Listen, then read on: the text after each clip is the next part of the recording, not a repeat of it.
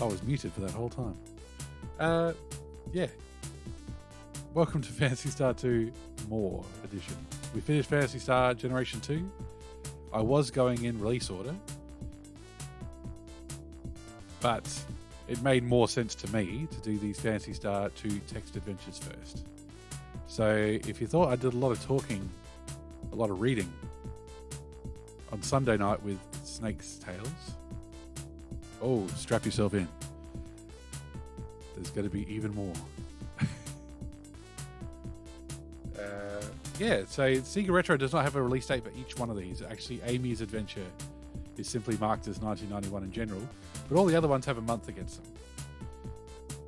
So, and it appears that Kynes' first came out first. This was released on SEGANet, which was the Japan-only internet-enabled game distribution platform, similar to what Nintendo had on the Super Famicom with the Satellaview. But anyway, we have Phantasy Star 2 themed text adventures. I've never played these before. I have no idea if they're any good. I have no idea how long they'll be. I know I'm going to be reading a lot. So come along and join me. All right, how to play. A, select, B, cancel. If we press A, B, and C, we can reset the game this screen only. I'm not sure what that means. These have been fan translated, by the way. So hit points, attack points, and Meseta. There are two kinds of objects, those that can be taken and those that can't. You can only use items that are in your possession. When engaged in battle, use your weapon on your opponent. There may also be situations where you can win without using weapons. I'm dropping frames everywhere. We'll see if it improves. It's nice to be able to just play something on good old Kega Fusion. Not stress out my poor old computer with too much RAM and CPU happening. Let's get into it.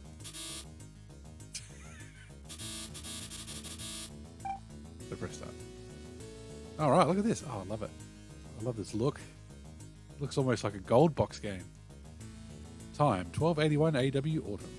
Place, Loom on the planet Motavia. Character, Kynes. So I think this is a prequel. I think these are all prequel adventures. I mean, obviously they are, because there's an A adventure. So that can't be a sequel adventure, can it? Okay. At 14 years of age, he rushed out of Romtat, the town of his birth, as if running away from home. He had been living alone for the past 4 years in a seedy town called Loom. So I don't think these are new places. I don't think these are new towns. I think this is simply translation differences with the names of towns. Oh, I don't remember the names of all the towns well enough to have a guess at some of these. But I had a look at Yusa/Rolf's adventure, and it just says Paseo. So I was jarred awake at 2 a.m. by the sound of an airpat flying past my apartment. The city was freezing, and my cold, hard leather bed was surprisingly comfortable. Yeah, not sure about that. That's an interesting choice. I'll just be like squeaky, squeaky, squeaky every time you move. My room. A lot of junk is lying around here. There's also a desk. And my favorite PC model, an MG68. Okay, I'm going to keep going. Knife, core can be seen. All right, let's look. Look at local area, desk, MG.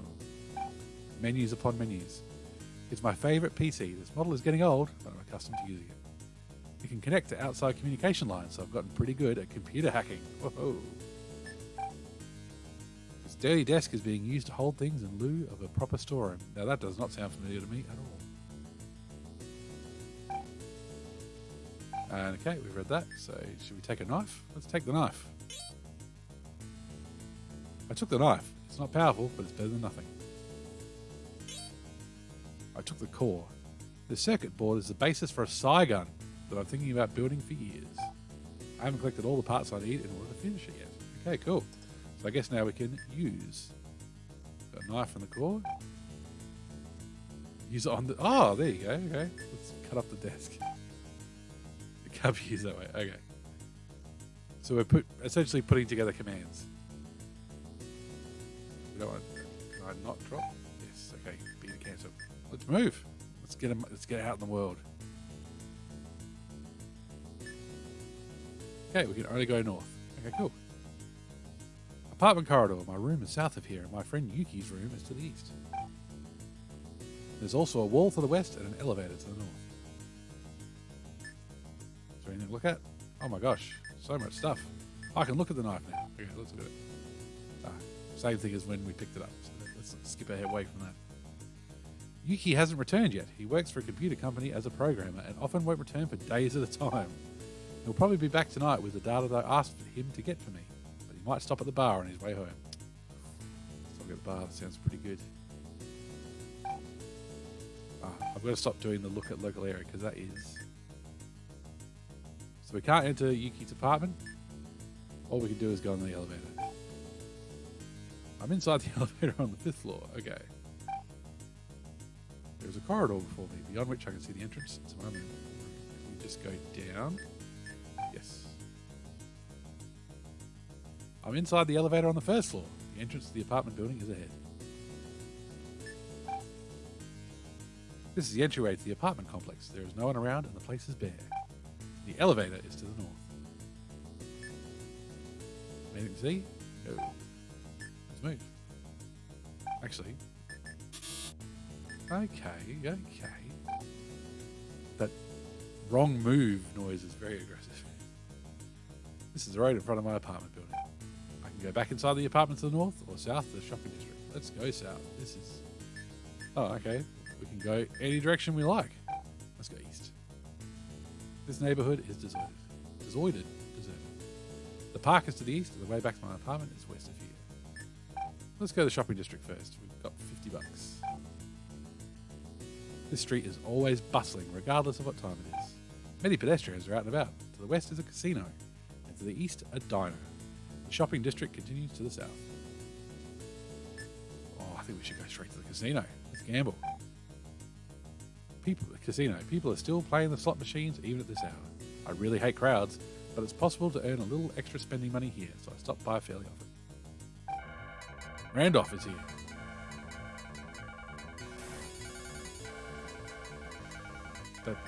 That's the sound of the slot machines.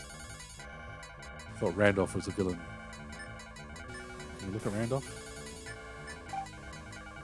A tall, lanky punk with a flair for heavy metal. I lost again. Are all these machines rigged?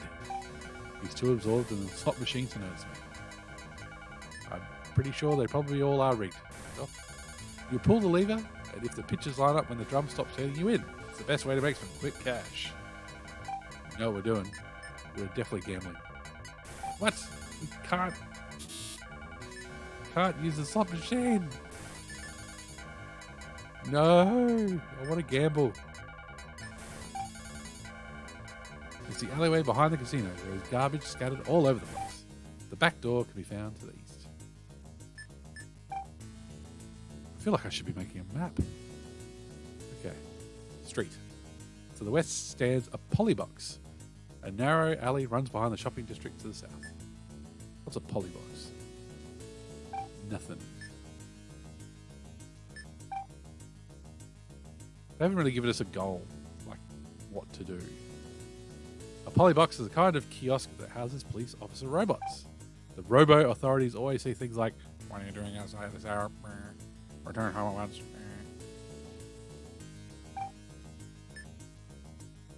Can we look at the robo authorities? We usually just call it a box. A police robot is typically stationed there.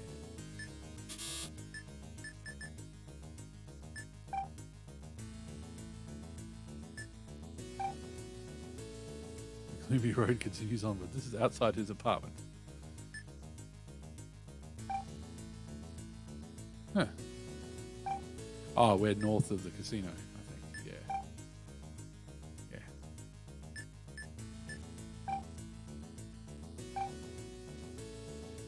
Let's go to the diner. Maybe Kynes is hungry. There is only one customer in the diner. The old man who runs the place is passing the time by smoking a cigarette. I recognize him. He's trying to tell me something. Kynes, do you know that guy Melville? He's a charismatic man from around here.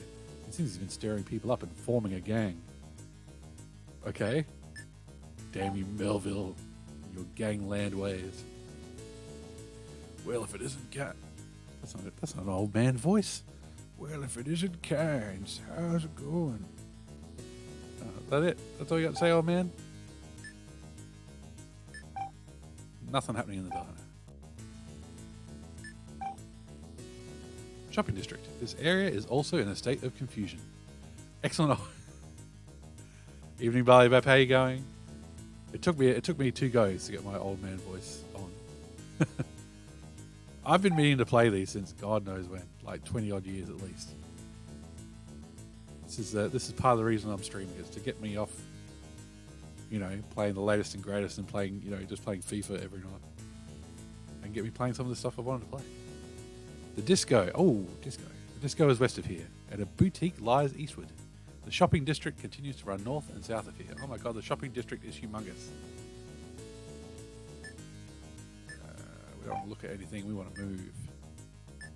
Let's go dancing. Oh.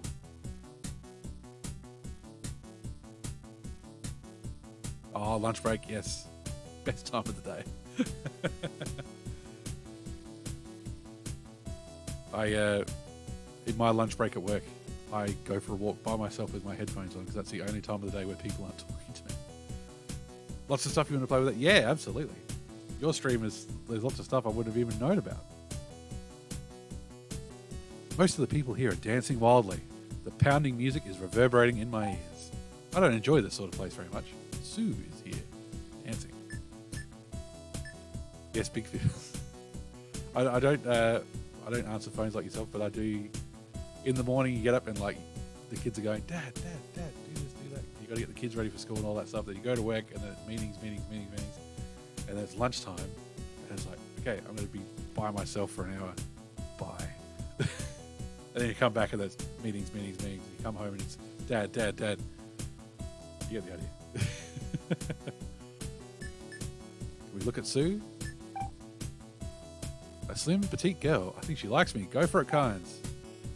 Hey, you look down. Want to dance? Oh, yeah, McCoy said he's got the stuff ready for you. What do you mean by that? Did you mean drugs? Yeah, quite. Yeah, clock off time, absolutely. Who's McCoy? We use the core on Sue and go, hey, Sue, we're not looking for drugs. We're looking for this stuff. Can't use that. Okay. They do sleep, but then they wake up in the middle of the night. So yeah, there is no clock.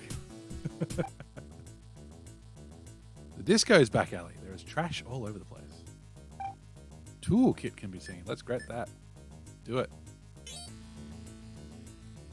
We take everything that's not nailed down in a text adventure. I took the toolkit, a set of tools for manipulating integrated circuits. It's got everything one might need. For what? I don't know. Let's go back east. Hear that disco music. Let's go to the boutique. There are rows and rows of fancy clothing. May I help you? Asks a lively voice. That voice belongs to Maria, a glamorous blonde. There's another room further in. We don't talk to people directly, we look at them, and somehow that leads to talking. Hey, guys! Oh, that Melville. Lately he's been spending all his time with that gang of his. He hasn't been paying attention to me at all. Maria's being neglected. There's 1,000 empty rooms in this game as far as I can tell. Okay, the boutique inner room has Maria's father. Maria's father is here. I can't tell for sure, but he looks angry and appears to be drunk. I think we better talk to him. Yeah, if I call him voice. Yep, he's mad. Do we get more dialogue if we talk again? No, just repeats it. Okay. We don't seem to have topics to ask people, because otherwise I'll be like, hey Maria, what's with your drunk dad? So your dad's a drunk and your boyfriend's in a gang. Living your best life there, Maria.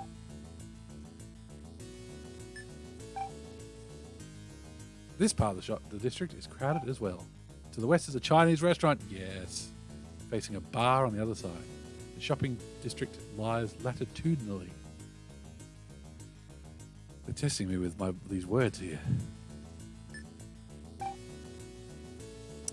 Even this restaurant is open all night long. I wish. My wife wants Chinese sometimes at like midnight, and everywhere bloody shuts at 8:30. There are no more than 6 tables here, and the host seems busy taking care of the few customers. A staircase in the back leads to the upper floor. Ooh. Our first multi-level building aside from our apartment. They're mostly old folks gulping down pork and chicken and stuff. Fair enough.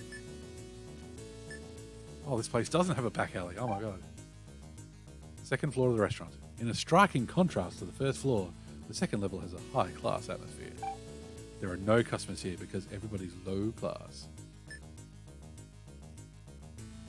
Nothing to look at. Okay, let's go.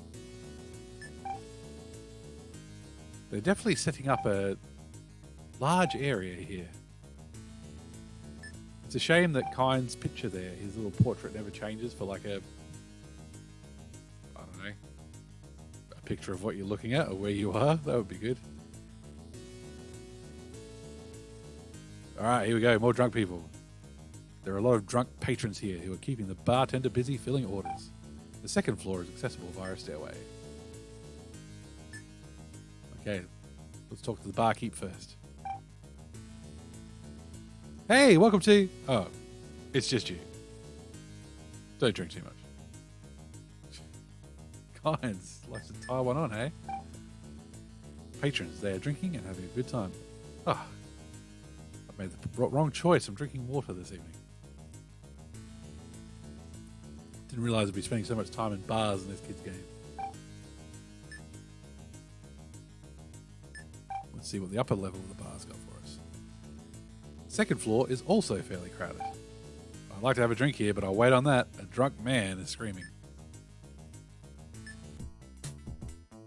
Oh, hello. Oh, yeah, there we go. Picture change. A rat-faced hoodlum named Nezumi stands in the way.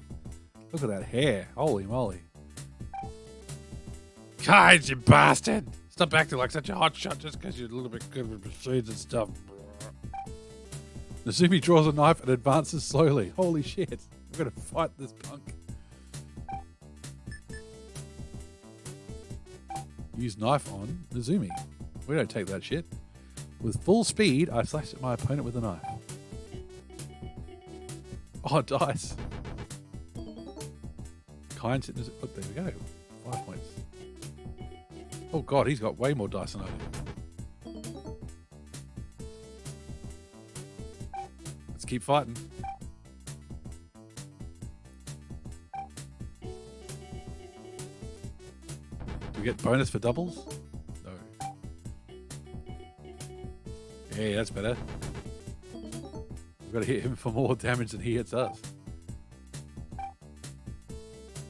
Will the combat in these text adventures be easier or harder than Phantasy Star 2? Oh, he's dead. We killed the man. We've had a We've stabbed a man in a bar fight. We're off to a good start. Damn it, remember this. As long as Melville is around, you can't just do as you please. Nezumi snarled before running away. Does anybody care that we just had a fight? It appears that Nezumi has gone elsewhere. Okay. Even though a fight broke out, none of the other customers really seem to care. Sounds like my kind of bar.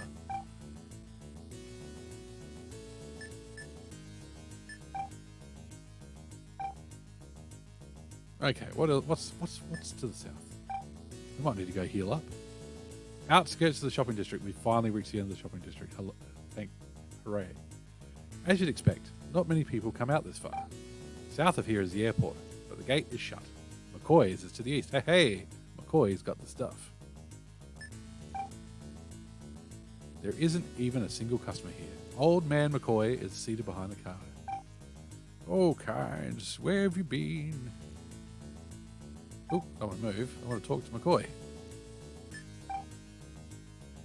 The stuff just came in. That'll be 200 Meseta. We do not have 200 Meseta. Can we use the core on McCoy? Can't use that way. Okay. Alright, there we go. So we need to get the stuff. And the stuff costs 200 Meseta, so we need another 150.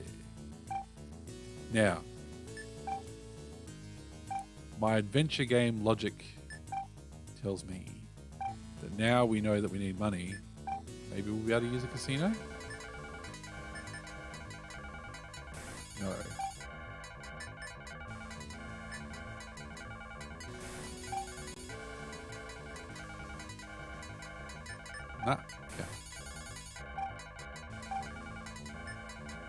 Okay, we're not making money here.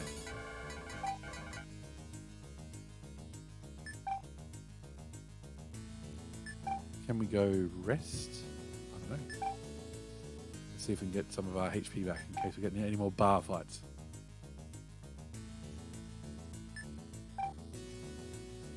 It's doing the verbose thing where it doesn't want to tell you anything. There was no bed, was there?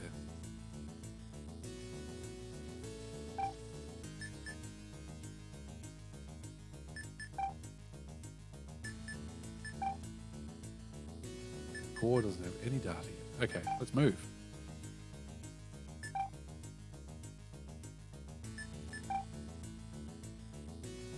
The music's not too bad. I'm not minding the tunes.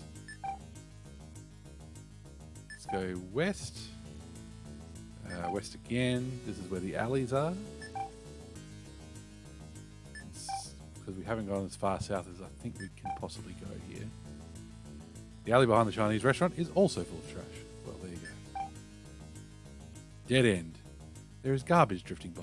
It seems fitting for the end of this road. There's a manhole here. Hello. The cover is off, making it possible to enter. Should we go to the sewers? Yeah, why not? We've got no reason to. It is pitch black. I can't tell if there are biomonsters here. It's too dark to see anything. Okay. Right, I think we might need some assistance with the sewers.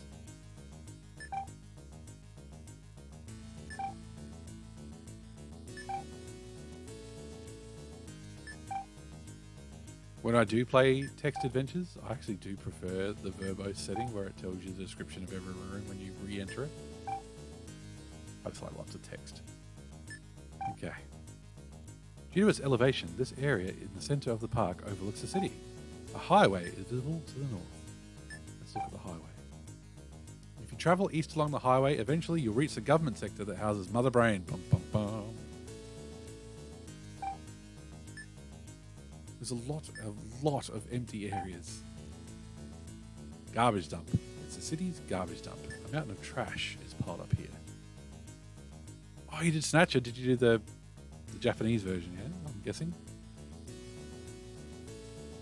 That's my own question.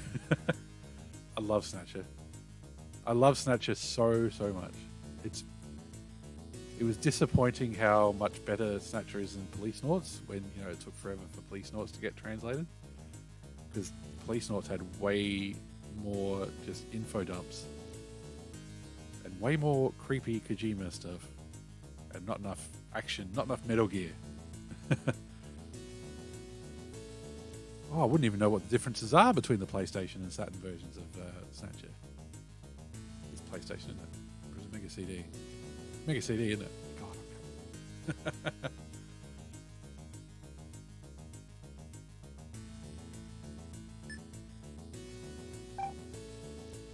Look at the trash. Yeah. I mean, like, yeah. I actually feel bad for not having played all of Police Noughts because I was, you know, in a forum thread when they were translating it and getting very excited, and then I just never got around to playing it. But yes, I've heard podcasts review it and go like, yeah, it's not the best compared to Snatcher. All right, all sorts of refuse are heaped up here. It will stay like this until the garbage truck comes by in the morning. I can't take the trash. Oh, okay. Okay, so what do we do?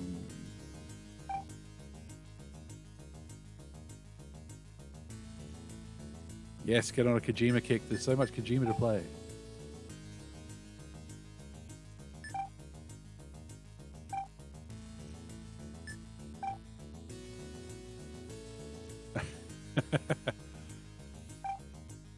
Well, don't blame me when you're, you know, an hour into an MGS4 cutscene, just waiting for it to end.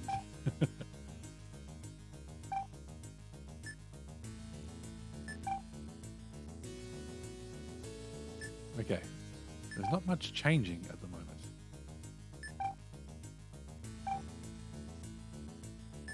There's not much to interact with. I might be missing simply using something on somebody else. Maybe I need to talk to the bartender after I had a fight in his bar. Hey, I don't appreciate that kind of rattiness. Oh, by the way, 20 minutes. Yes, you have to book in time for MGS4. I'm afraid. MGS3 too. It starts with a lot of cutscenes, but yeah. Oh, by the way, the air conditioning unit that's why on my MGS2 stream I had cutscenes and codecs in there to let people know that we won't be skipping the half hour of conversation for 5 minutes of gameplay. Because I love the acting. Yeah, I'll just move it to being one of those movie streams where we just watch movies together and chat. Oh, by the way, the air conditioning unit on the second floor has been acting up recently. Could you take a look at it for me? Sure, if you'll pay me. I need 150 meseta for the job. The air conditioning is making a lot of rattling noises. It looks like it won't take too long to fix, although it would be better to replace it. When I finished the repairs, the owner happily gave me 200 meseta as payment. See, all we had to do was stab a dude in this guy's bar, and we got work. I'm assuming that having the toolkit auto succeeded there for us. If we didn't have the toolkit, he probably would have said, I need tools.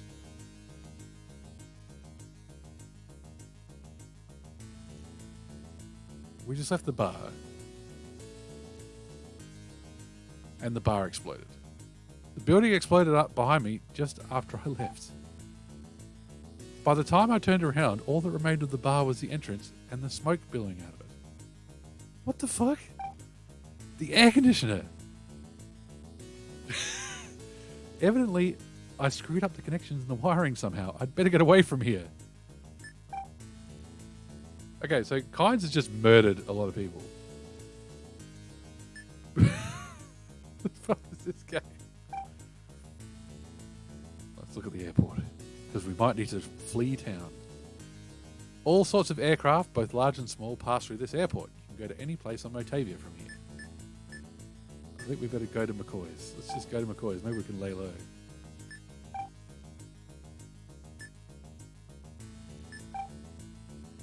Stuff just came in. That'll be 200 meseta. Yep, 200 meseta. It's all here. And here's the item that you ordered. Go on, take it. Gun frame. Cool. It's a gun housing intended to be used for building a custom Saigon. Okay, so it looks like that's kind of our whole...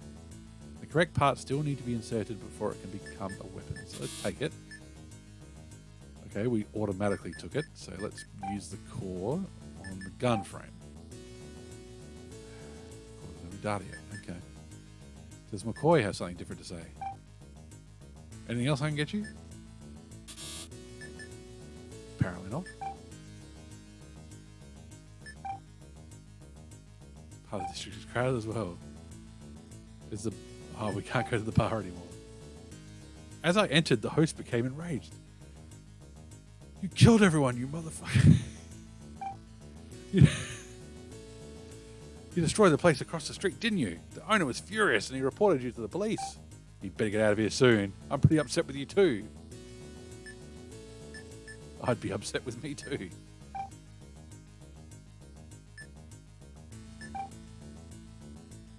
Ah, okay. A couple is here, heartily enjoying their meal. I recall seeing the man somewhere else before. I've never seen the woman before, but I believe that the man's name is Chang. He's got a lot of influence in the area. Okay, do we want to talk to Chang? I've been pretty popular lately, but it's not a problem since I fully expect it from people. Here's a coin for visiting my establishment.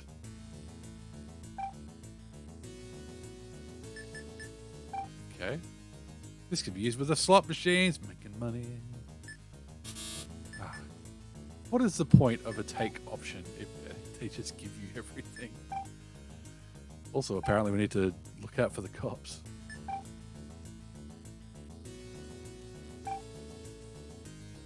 Don't need the disco. We've got a coin. Let's go straight to the slots. Mystical Machine Gun does not endorse gambling. Gambling is dangerous. Think before you bet. Alright, cross fingers. Big wins, big money.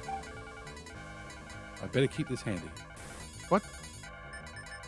Use coin on slot machine. Okay, let's look at the slot machine. You pull the lever. Yes, that's right. Okay, let's look at Randolph maybe. What is the point of this coin?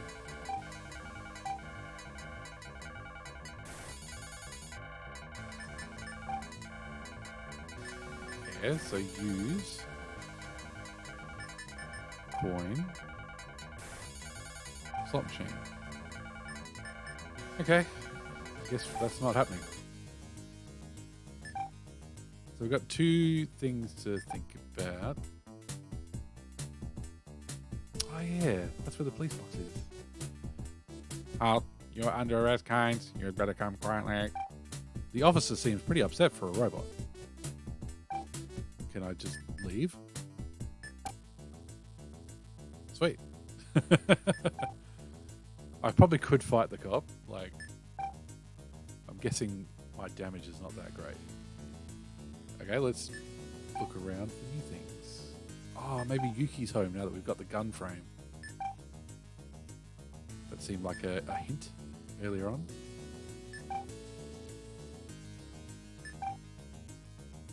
I do believe these are pretty short, which I'm all for, considering how long Phantasy Star 2 took me. The light is on Yuki's room. Called it. Okay, let's go. Let's go to Yuki's room. Oh, okay, maybe we need to look and knock on the door. I heard a voice inside the room after knocking on the door. Looks like he's home. Yuki, can you heal me? I've blown up a bar. As usual, this room is neatly arranged. Yuki is doing something on his computer.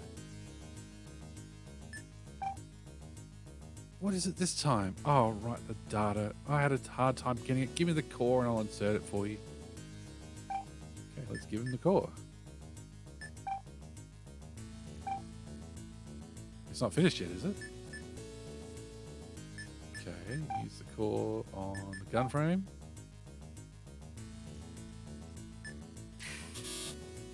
I don't understand what I'm meant to be doing here.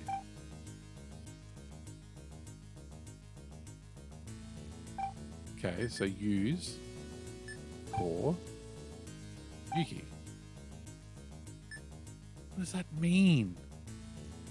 What does that even mean? It's not finished yet. I'm very confused.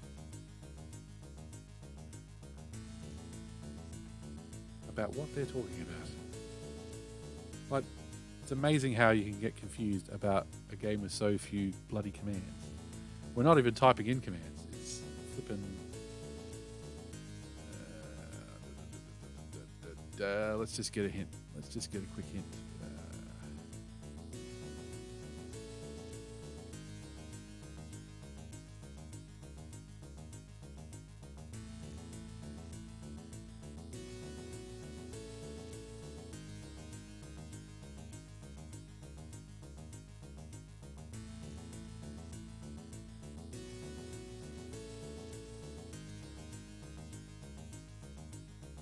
Okay. So, we're not meant to use the coin for ourselves. We're meant to use it. We're meant to give it to Randolph. Even though the game did not tell us that he was out of money. Which is real helpful.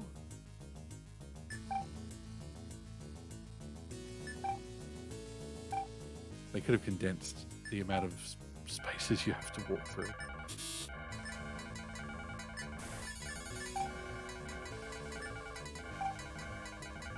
Oh, that was thoughtful of you, Kynes. Hey, watch out for Melville. He seems to be after you for some reason. That advice, and this, are my thanks to you for giving me that coin, Randolph said, as he tossed me a glow stick. Let's go to the rave. Let's look at the glow stick. I'm wondering if that lets us get into the sewer. The laser light stick, or glow stick, is functionally similar to a small flashlight, but not as bright. Handy. South. South. South. Down. I've entered an underground tunnel. The light illuminates a surprisingly long distance, revealing that this passageway continues far to the east. Let's roll. The stench of rotten sewage saturates the air. Up above, there appears to be a way out. The tunnel leads back to the west. Garbage dump. Oh, great. We were here before, and now adventure game logic. A junked computer system is visible amongst the rest of the trash. Hey, these component parts would be useful for my SEGAN.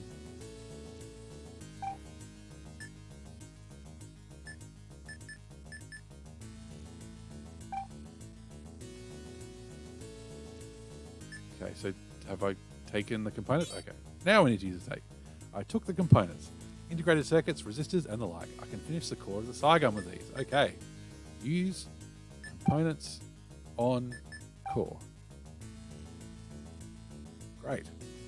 I inserted the components into the core, yielding a full core, which, you know, we didn't know existed before. So for some reason, coming up underneath the garbage dump knocked some stuff around. I don't understand, man. That is some good adventure game logic there. Now let's go to Yuki's apartment. I nearly said Lukey's apartment. Who's Lukey?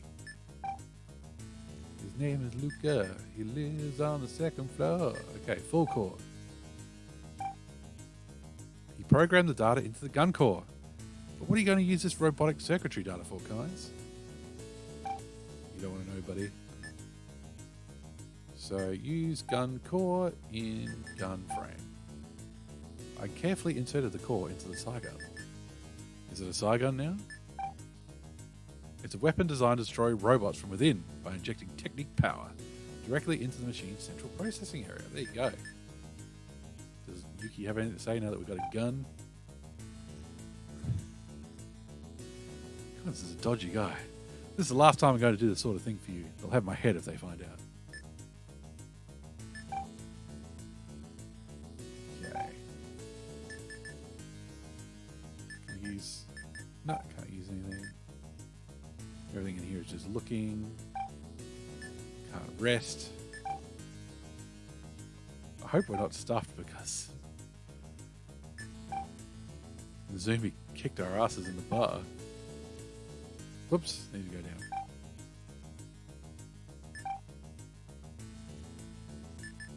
That Phantasy Star 2 Kynes adventure being just a little map wouldn't hurt either.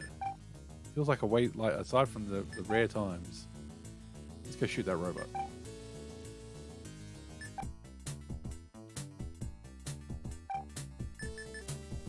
We're under arrest, but he did just let us leave.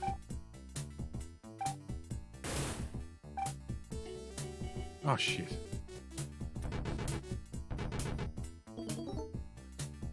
We're gonna die because I shot the box and not the robot.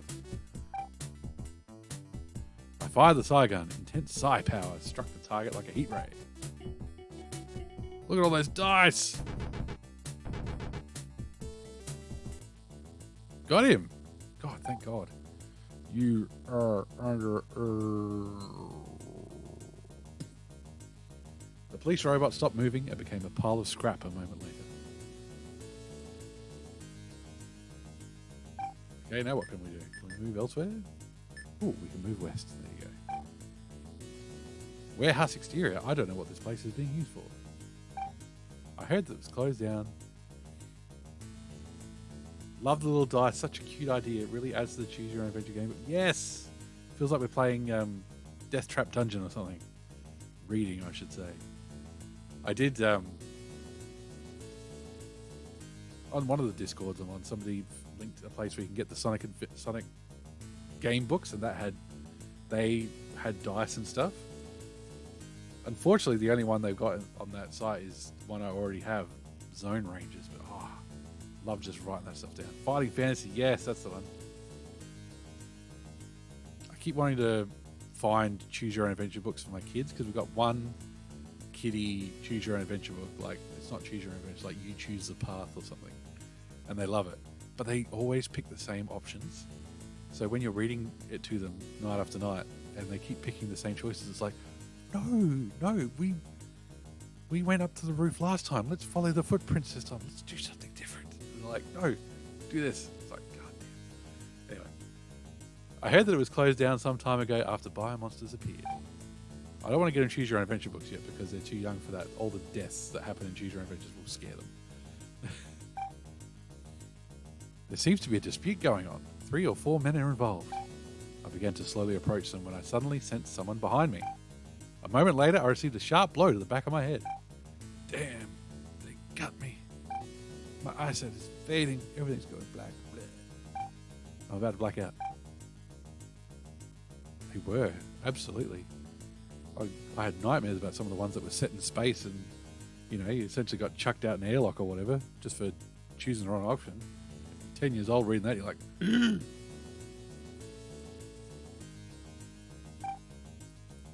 we get our health back if we're getting knocked out? I hope so. When I came to, I found myself in a dim room inside warehouse. The spot where they hit me was throbbing in pain, and I soon discovered they had bound me with wire. I saw 5, maybe 6 men standing before me. You were in big trouble, kind. Yeah, they shouldn't have been so rough on you, said a thin man in a leather jacket. I knew him. Melville, just as I thought. Kynes, I would like you to lend me your talent. Making a request of a guy who's all tied up. The target is Mother Brain. Ba-ba-bum. You're crazy. It would be nearly impossible to even get inside, let alone destroy it. I don't know who's talking. They say that Maria's father used to work on Mother Brain many years ago. Why? Why, I wouldn't be surprised if he still knows the password to temporarily deactivate his defense systems.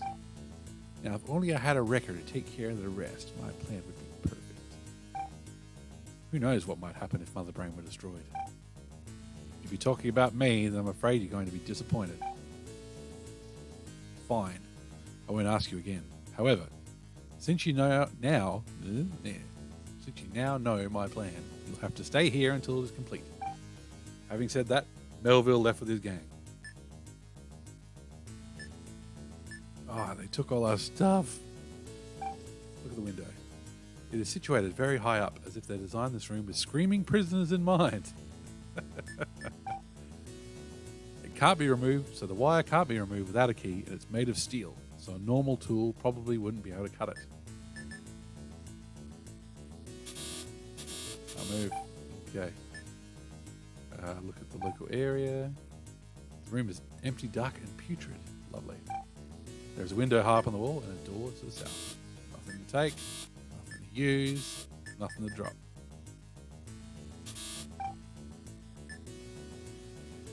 I think we just have to rotate. Oh, hello. Who's this? It is situated very high up, as if they designed this room. Okay, we read that. Sue's figure appeared in the window. Sue from the disco. Kynes. He's bound, but facing this direction. It looks like he noticed me. Wait, are we Sue now? I'm here to rescue. Hold on. I knew following him was the right thing to do. I've got to hurry and save him. Oh my God, we're Sue now. We have no belongings. Okay.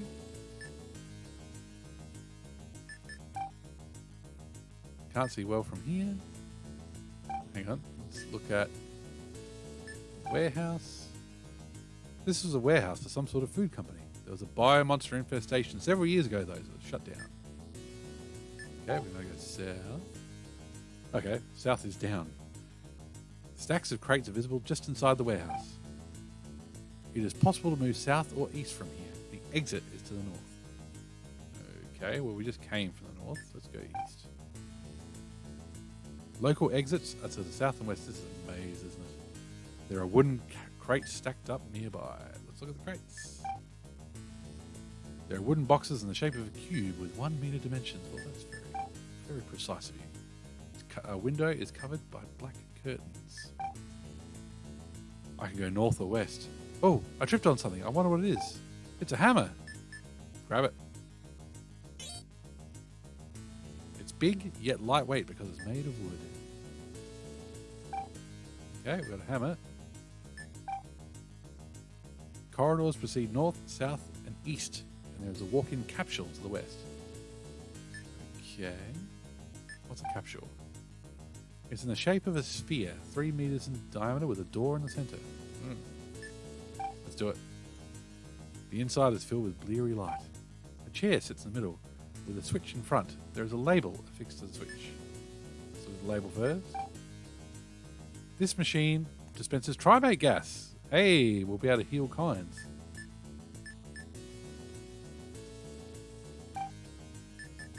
So we won't waste that on us, I guess. Let's get kinds into the capsule.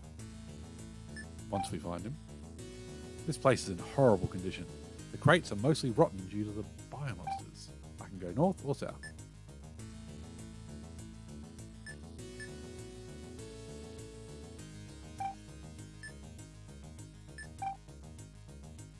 A dilapidated part of the warehouse. There is a 2-story ladder on the western wall. A car can be seen in the area to the east. The ladder is made of solid iron. The remnants of something are stuck to it in several places. Okay. Where can we go? Let's go up first. There's nothing in this deserted area on the south side of the warehouse's second floor. A ladder leads to the first and third floors. Oh my god, there's multiple floors. It is also possible to proceed north and east. God, it's so fucking amazing, isn't it? Oh, hello. I can only go west from here. There are wooden crates stacked up nearby. An amoeboid quivers as it slides towards me. Hit it with a hammer. That's completely pointless.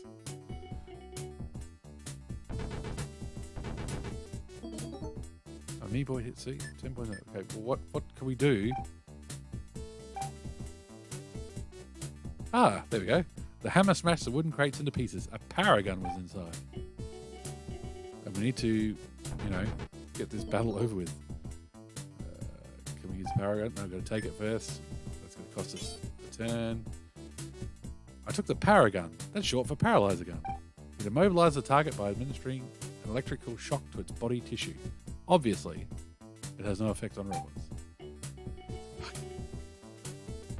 We need to use this gun before she dies. Don't die, Sue.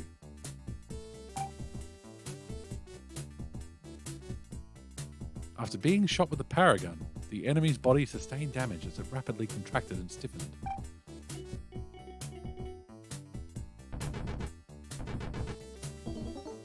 "12 points. Well done, Sue. Please don't die." Hey! I don't know why that missed, but whatever. Oh, look at that. Rolling high, Sue.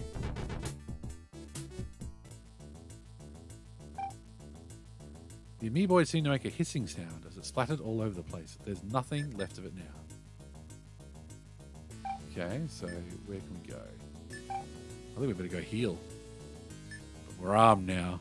Look out, Melville.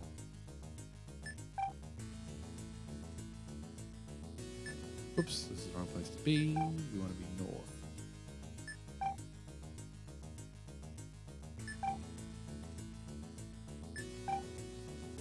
And then look at the switch. My vitality was restored in the blink of an eye. Okay, let's move.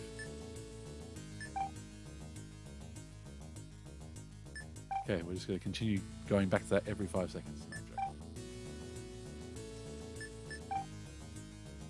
joking. Okay, so now we're on the second floor. Go north. There's nothing here but a door leading north. It's a simple door that doesn't even have a lock. Have a look. I found kinds on the other side of the door. Hooray!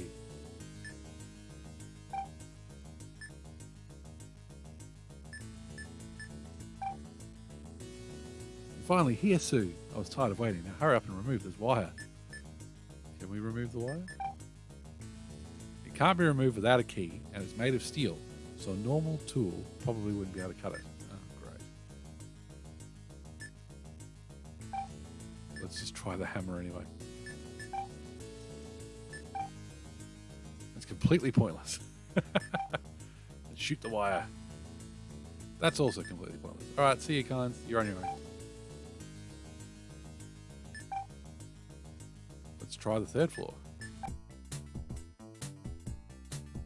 Oh my god. There's a control panel at the front of the room. A man licks his chops as he draws near. Gross. This is a very bad man. Even though his bio monsters are more likable. This panel governs the entire inner warehouse. It doesn't seem to have been used for several years now. Well, let's shoot him.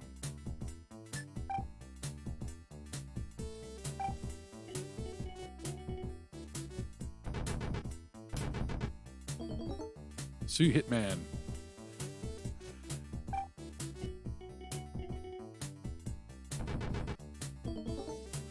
Sue's tougher than Kynes, though. Oh, can we have Sue in our party? Sue bringing the savagery, yes. Look at her cold, unfeeling eyes as she shoots this man over and over again. I like how they just called him man. Everybody else has got names like Nazumi and Melville, and this guy's just man.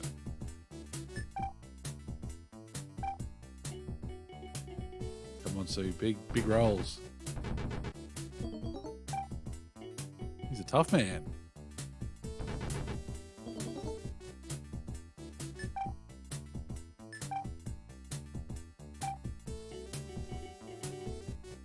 Oof. Sue's rolls are getting worse. Short for Manfred. The paragon had an intense effect on the man. He fell down and started twitching. The key fell out of his pocket. All right, take the key. That'll be for the wire. It can be used to unlock... Oh, thank you for telling us exactly what it does. Can we look at the dude? Can we use the panel? What does that do? Ah, we can't. All right, see you in hell, Manfred. Right here.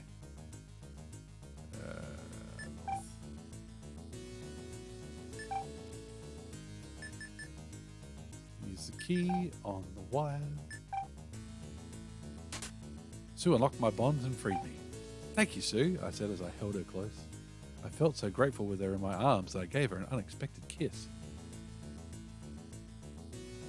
Consent is cool, Kynes. This surprised her, leaving her in a daze. So the fuck? So he unprompted kissed her for saving him. Okay, sure, whatever. This has apparently knocked her out. This surprised her, leaving her in a daze. So I took the items that Sue was holding and told her to wait there until she felt better. If I don't stop Melville soon. But my Saigon was taken. Damn it! What have we got? We got the Paragon. Okay. Thanks for the kiss, babe. Now stay here while you recover. Weird. We look at Sue. She did her best to rescue me and suffered wounds all over her body as a result. What a lovely girl. You don't want to heal her, dude? Take her to the capsule or anything? Nothing like that? No? Just leave her there? Sure. Melville must be stopped.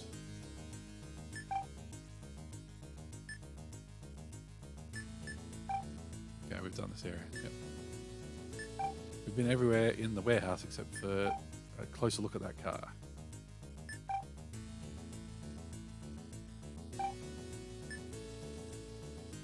Look at the car. A speedy looking black sports car. There's no key in the ignition. We don't have a key either. Okay.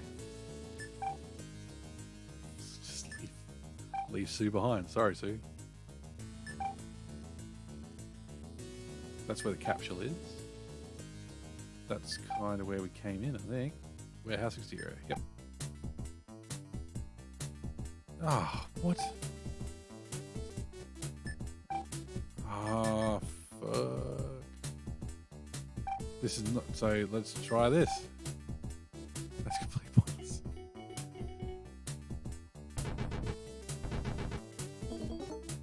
Okay, we need to go back and find our Saigon. Yeah, Saigon is a terrible name for a gun that only affects robots. Are there crates here? Let's use the crates. Let's use a hammer on the crates. Ah, boo. Let's use the hammer on the window. Can't be used that way. Okay. Windows just got black curtains. Yep.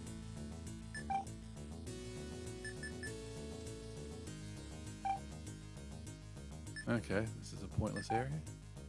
Let's go back up to Manfred's room. See what happens.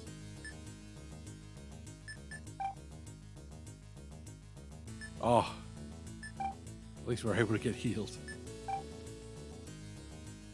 There's nothing here. Yep. I'm just trying to keep an eye out for crates in case we can smash some more. Nope. Ladder. Yep.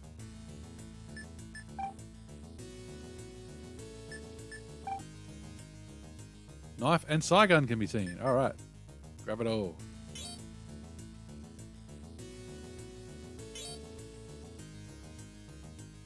Oh.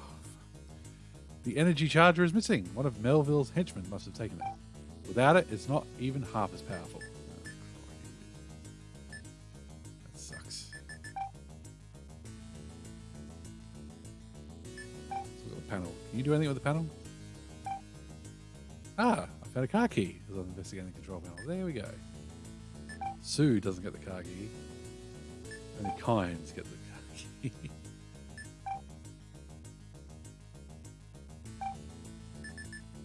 Use car key on car. What? Did I not take the car? Oh, for Christ's sake. This time I needed to take the bloody key. Adventure games.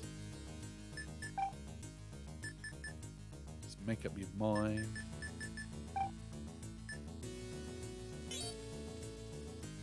There's the ignition key for the car in the warehouse. How do you know? It's just a key, dude. It wouldn't say warehouse car on it. It would just... whatever.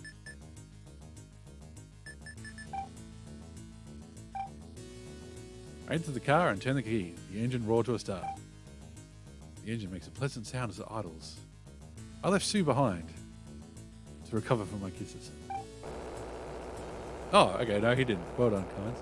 The exit from the garage is to the north. Sue is in the seat beside me. How's Sue looking? She's got such a pretty face. I really like her. Oh, Kynes. Nope, let's go. Let's move. Let's drive out of here. Highway. The car hurtles stealthily down the highway. How do you hurtle stealthily? There are a few vehicles on the road tonight. You can't look at Sue anymore. Entrance to Mother Brain. I'm inside the sports car, which is parked at the entrance to the Mother Brain superstructure. I need to turn the engine off. The highway is back to the east. The entrance is fortified with heavy concrete and is completely impenetrable as long as the defense systems are active. There doesn't seem to be anyone else around. Okay, so we can't... So we still need to talk to Maria's dad? Oh, God, okay. I go back.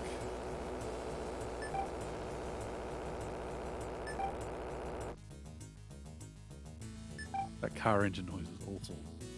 Okay, we're gonna fight this robot with our half-powered gun. Otherwise we can't get out of here.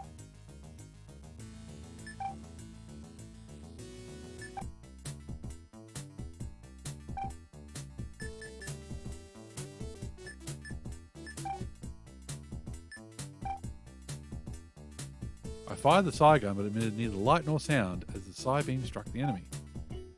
Okay, well that's... Okay, it's still okay. 18 points of damage, not bad.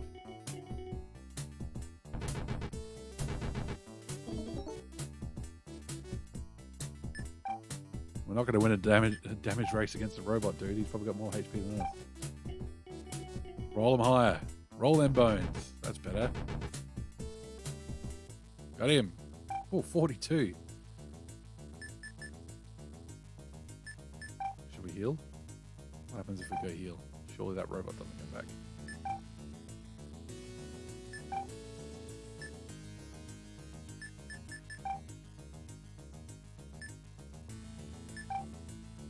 Obviously, if it does come back, we'll just fight it and then move on. Nice. Okay. Let's go back to the boutique. That for some reason has a drunk old man who knows how to do Mother Brain in it.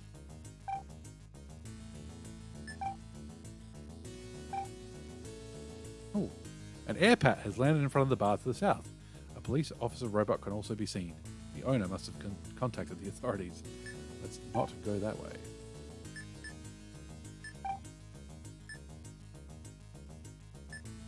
Oh, Maria and Maria's dad are in here. Okay. Please, you must stop Melville. He's going to get himself killed. Maria started crying. Oh, poor Maria. She's having a tough time. I heard all about it from my daughter. You must prevent Melville from destroying Mother Brain. What a reckless act.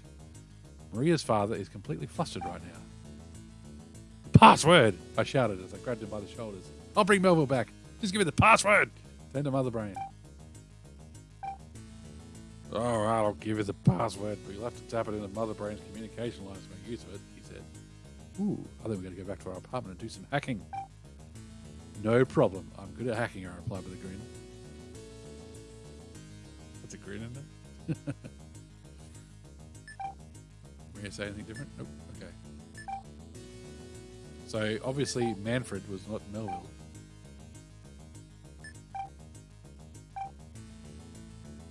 The owner, who was not killed in the explosion, must have contacted the authorities.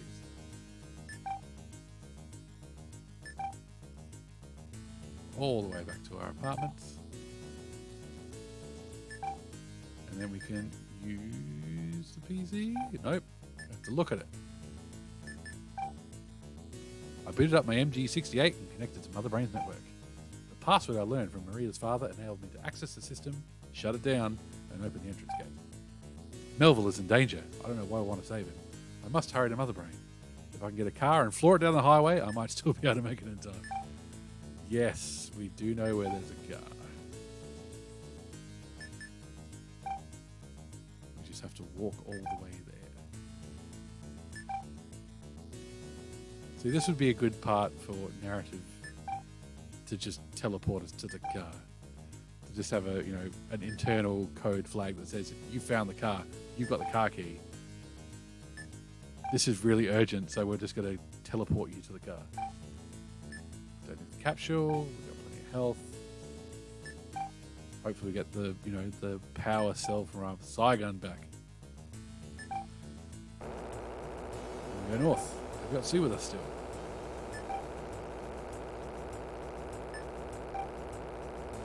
Inside Mother Brain. Okay, that's that easy. Oh, I wonder where Melville's comrades are. His passage continues to the east. Comrade. Passageway. The shiny ceilings and floors are reflecting an incredible amount of light. The passageway runs east and west. There's something moving to the east. There's trouble. Whoops. Read my inputs, please. End of the passageway. Melville is here, lying on the ground. Did someone defeat him? His companions are nowhere to be seen. I'd say so. I'd say he got owned. He is badly wounded from his chest to his belly, but still seems to be breathing. I ran over to him and held him in my arms. Kynes, I was too impatient. But someday, you will understand. Give to Maria. Ugh. Melville held out a pendant. Take the pendant. Okay, cool. Oh shit! I took the pendant. This tasteful adornment is a shiny silver color. An image of a centaur is engraved on it. Suddenly, a door opened and a huge robot appeared. A Coolie 61. The Coolie 61 model is state-of-the-art among armed security robots. Okay, good to know, Kynes. In its current state, my SEGANet doesn't stand a chance against its behemoth, and neither does Sue. I told her to go wait for me in the car while I covered her escape. Be careful, Kynes, she yelled while running for the exit. So, we cover her escape by still trying to shoot it, yeah?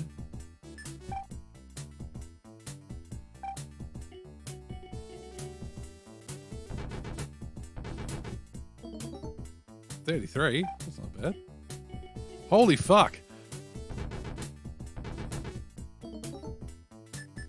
Can we run away now? Behind me, the Coolie 61 is gradually picking up speed as it closes in on me. The Coolie 61 makes a scraping sound as it shambles forward. Okay, we are running away. Did Sue make it out of here safely? I need to escape before they get here. Outside of Mother Brain, I jumped in the car. Sue was nowhere to be found. The level of activity is increasing over by the entrance to the east. The highway is back to the west. Where's Sue? It's... Oh no. Guess we can't do much about Sue. It seems like they're no longer following me, but I'm worried about what happened to Sue. Is Sue okay? Oh my god. Okay.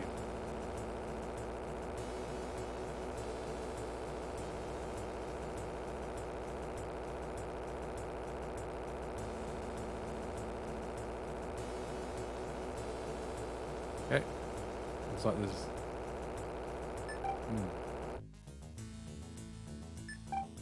Let's use that capsule. Holy moly. That robot kicked the shit out of it.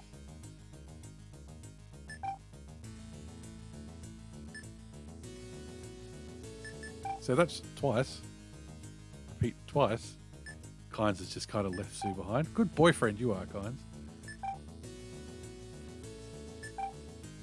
Oh, that's not where we're going to go. Oh, no. I'm going to go warehouse exterior. Thank you. Oh, really?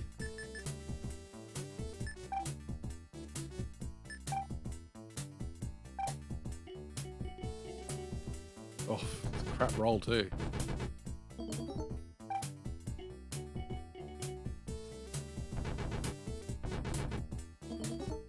Okay, so obviously the police robot has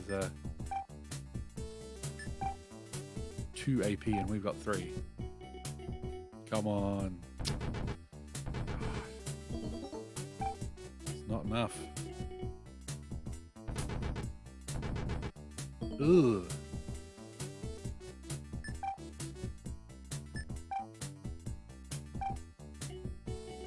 Should finish him. Come on, finish him off, Kynes. What is going on with your hair, Kynes? So every time... The police system is every time you walk past the police office, the police station box thing, we're trying to apprehend you there, but otherwise you're on your own. Otherwise you're fine. Anyway, let's use that switch, because holy shit.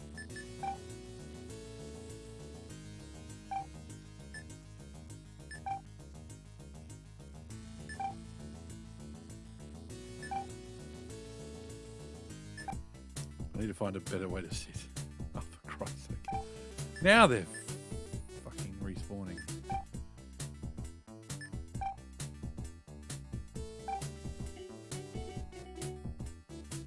Kill it faster, Kynes, so we don't get damaged.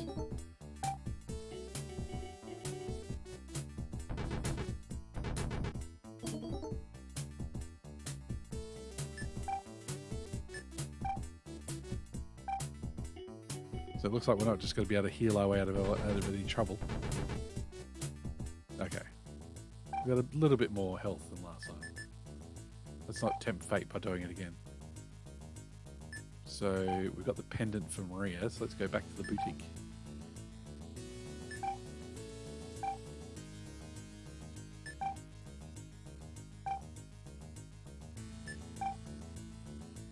There's no one in the boutique. I tried calling out, but there was no reply. I sent someone in the back room. Okay. Maria is alone. Her father must have gone elsewhere. Let's talk to Maria. He's dead? I don't believe it. She's in a state of shock. Use pendant on crying woman. I understand. Thank you for telling me.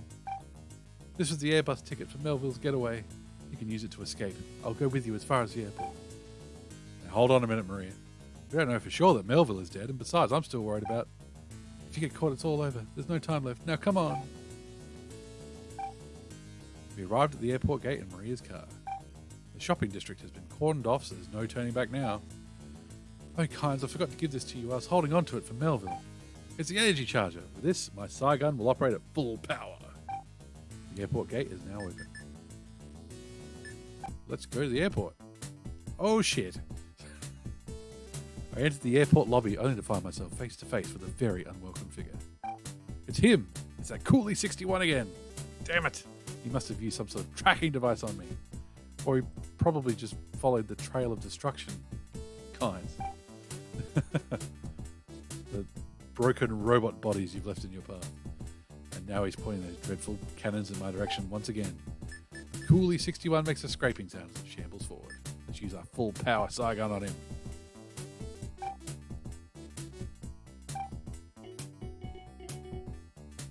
That doesn't seem to be much better.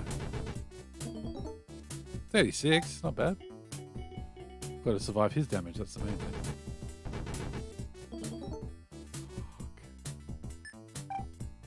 I think we're going to die.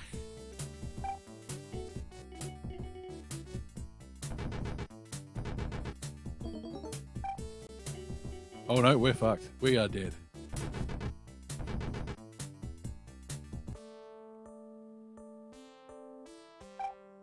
What happens if we came over? Did we start from the beginning? Oh my god. So it all comes down to a dice roll. Oh my god.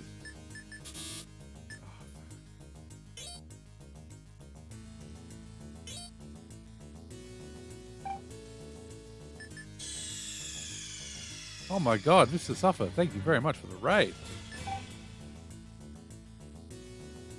Shorty Straw, hello. Oh my gosh.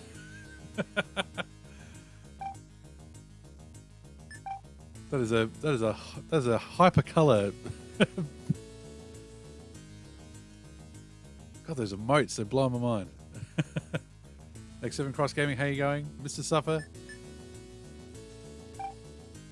We're playing the Phantasy Star 2 text adventures, and we're starting with Kyne's adventure. We actually just died.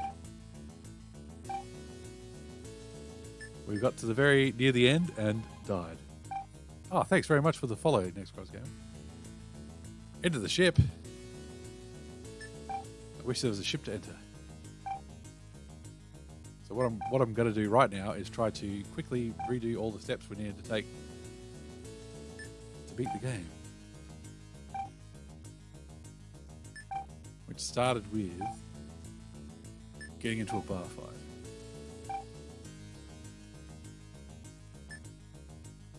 Yes, thanks very much for the raid. This is, well, I'm Mystical Machine Gun. I play the Phantasy Star series on Wednesdays, and I play Metal Gear series on Sunday nights. Show your puppets, people. Yes, show the puppets.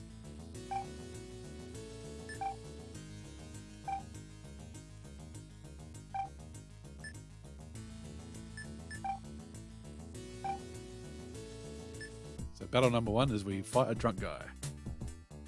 He looks like a rat.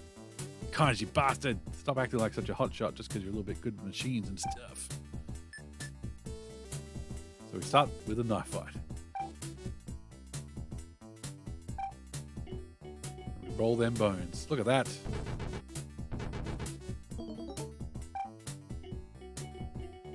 Max damage to start off.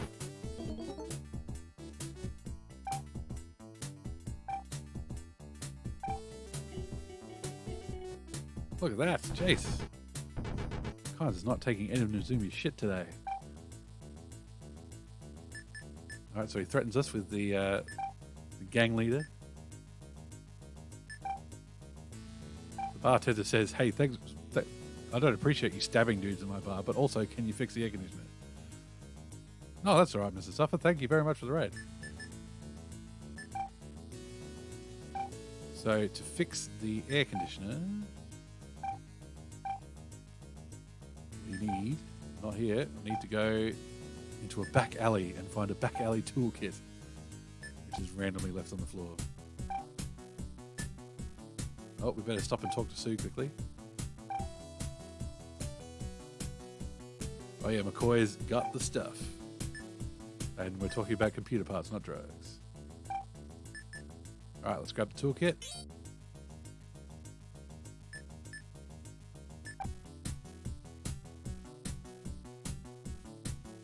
Just love the disco music. I do appreciate how they put different music in different areas. Let's go fix the air conditioner. The air conditioner is making a lot of rattling noises. Looks like it won't take too long to fix, although it would be better to replace it. And then we just auto-win the repairs. And we get 200 Meseta. And we needed 200% to pay McCoy for the stuff. The building exploded behind me just after I can't get over it. He fixes the air conditioner, which somehow explodes the building. By the time I turned around, all that remained of the bar was the entrance and the smoke billowing out. The air conditioner! Evidently, I screwed up the connections and the wiring somehow. I better get away from here. You better. Okay, the airport's shut. We want to talk to McCoy. There isn't even a single customer here. Old man McCoy is seated behind the counter. Oh, Kynes, where have you been? Give me the stuff, McCoy. The stuff just came in. That'll be 200 Merceda. Yep, 200 Merceda. It's all here. And here's the item that you ordered. Go on, take it. And we automatically get it because this game loves to randomly give us stuff. So we just got the gun frame. It's a gun housing intended to be used for building a custom Saigon. The correct parts still need to be inserted before it become a weapon. So yes, Kynes' whole initial quest is to build a Saigon. The game doesn't really tell us why. But blowing up the bar is a required bit of progress. As I entered, the host became enraged. You destroyed the place across the street, didn't you? The owner was furious and reported you to the police. You better get out of here soon. I'm pretty upset with you too. A couple is here, hardly enjoying their meal. I recall seeing the man somewhere else before. I've never seen the woman before, but I believe that the man's name is Chang. He's got a lot of influence in this area. What do you got for me, Chang? I've been pretty popular lately, but it's not a problem since I fully expect it from people. Here's a coin for visiting my establishment. Coin can be used in the slot machines, which are in the casino, which is back to the north.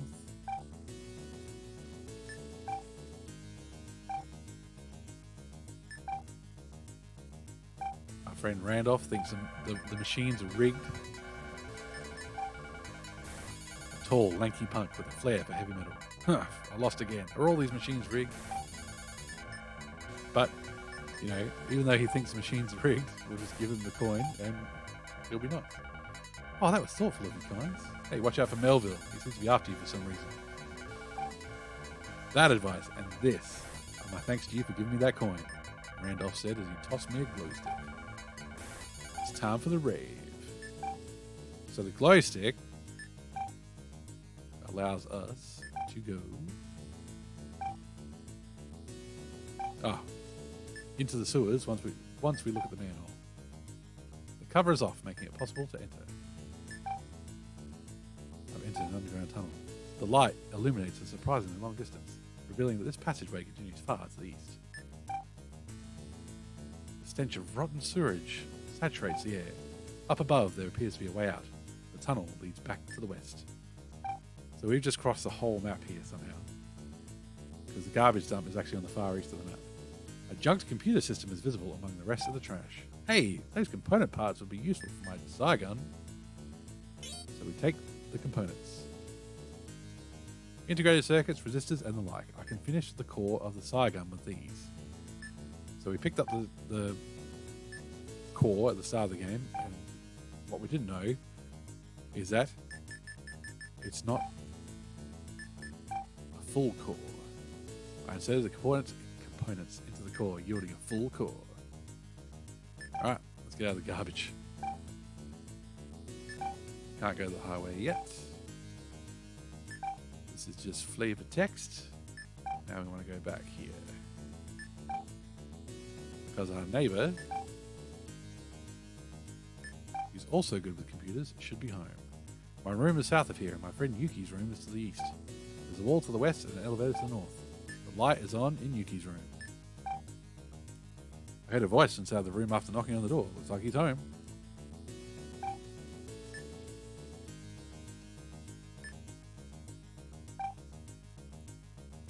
As usual, this room is neatly arranged. Yuki is doing something on his computer.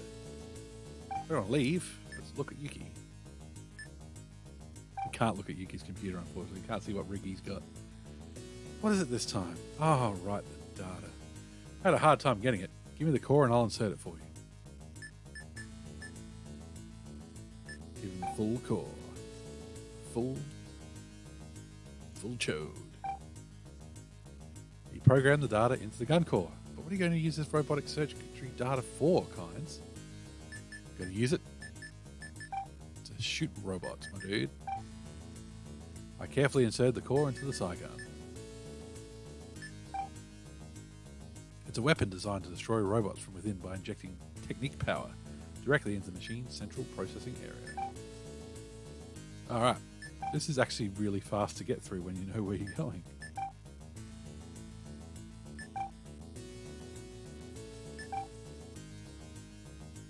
Our next stop is the warehouse, for no reason.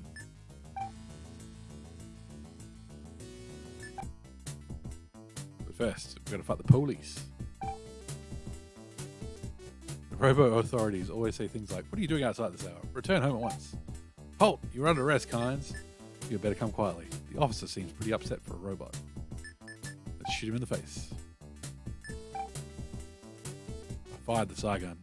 Intense psi power struck the target like a heat ray. Yes.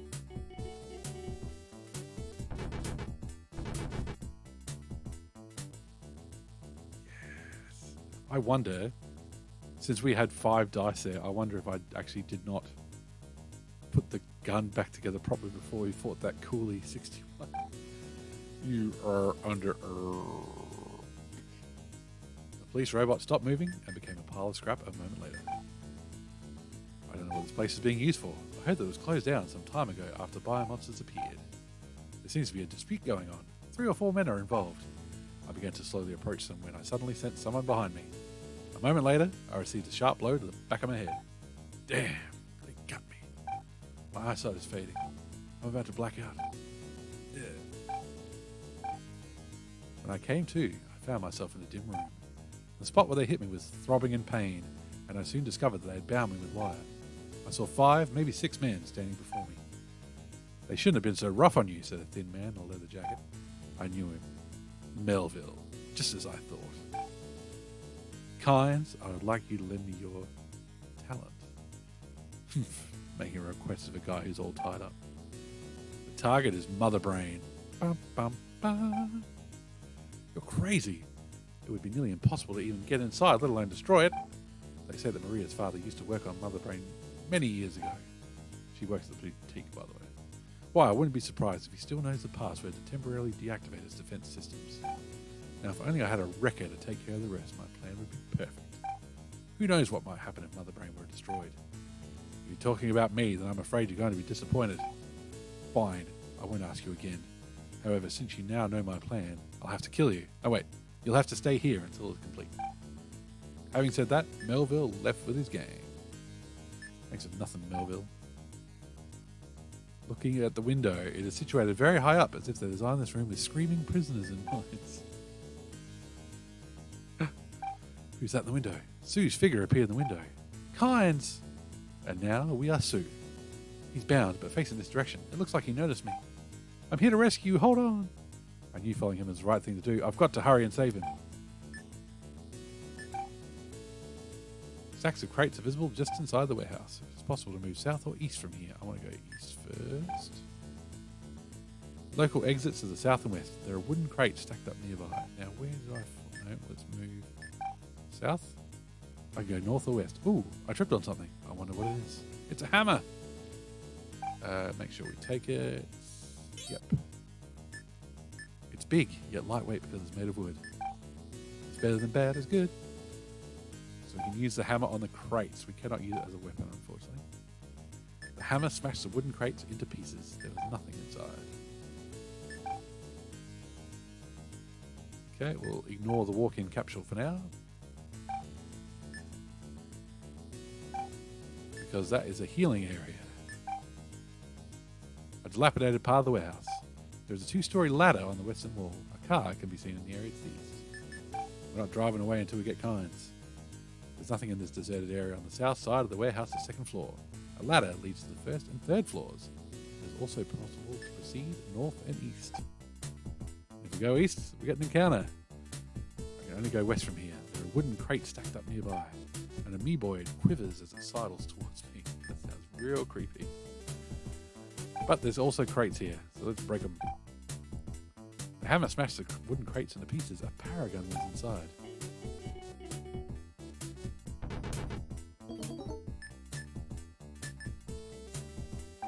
We need to take it first, so we actually have to cop 2 rounds of damage before we can actually do anything. So we've got the paralyzer gun now. Doesn't work on robots, does work on biomonsters. Let's use a paragon on this green motherfucker. After being shot with a paragon, the enemy's body sustained damage as it rapidly contracted and stiffened. Go Sue. Get those big rolls. She attacks twice at least. Don't die, Sue. I need you to save kinds.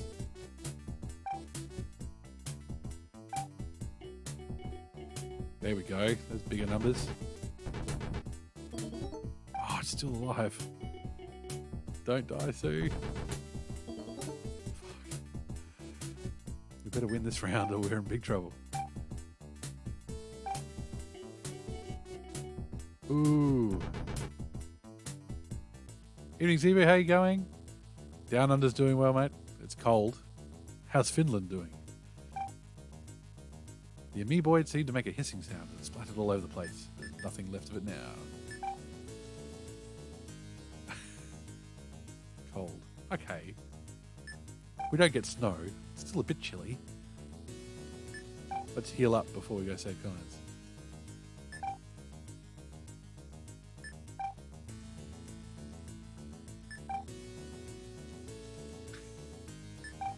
Is that the maximum for the day? 11 degrees Celsius? A chair sits in the middle with a switch in front. There's a label affixed to the switch. Let's look at the label first. This machine dispenses trimate gas, which is overkill for how much HP we have, but hey, whatever. Pressing the switch activated the machine. My vitality was restored in the blink of an eye. So yes, we've got a healing spot.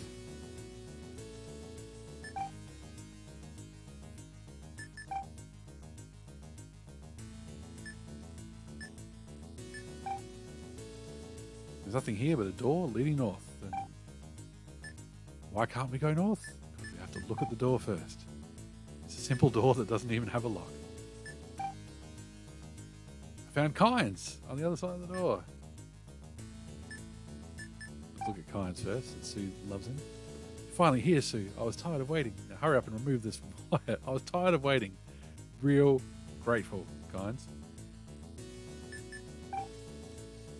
Can't be removed.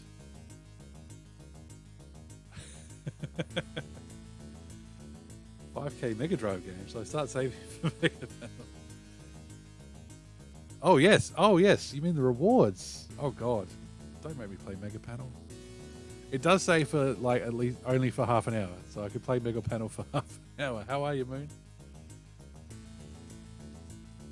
It's that's why there's a time limit on it. 2K to go. God, you're getting points already. I should increase that reward cost. I think it says that, doesn't it? God, I can't remember what it says. Let me have a look.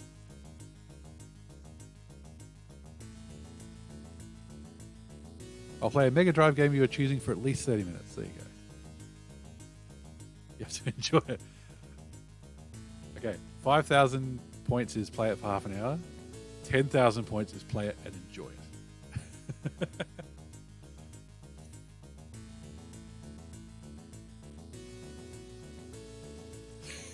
6 3-hour streams. That would take me 6 weeks with my broadcast schedule. So,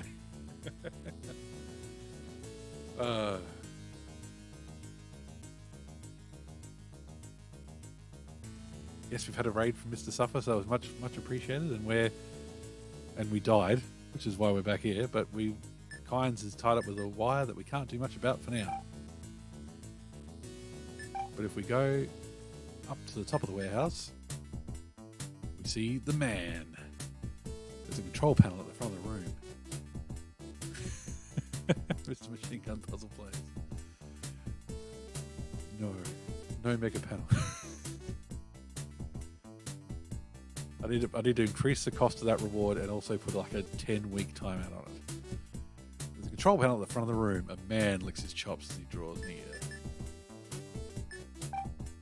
As can can be no good. So let's just shoot him in the face. I love his little punk mohawk. He looks like an enemy from another game. He looks like he's a refugee from a fighting game.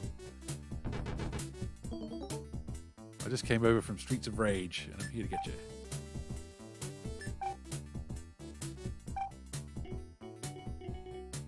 Oh, come on, Sue. Shoot him harder.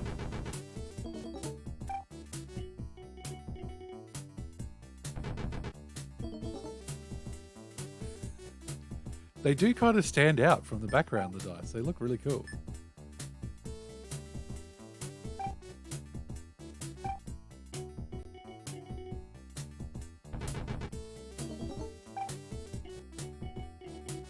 Yes, we need to get those dice into the stream as some sort of like gambling or alert thing.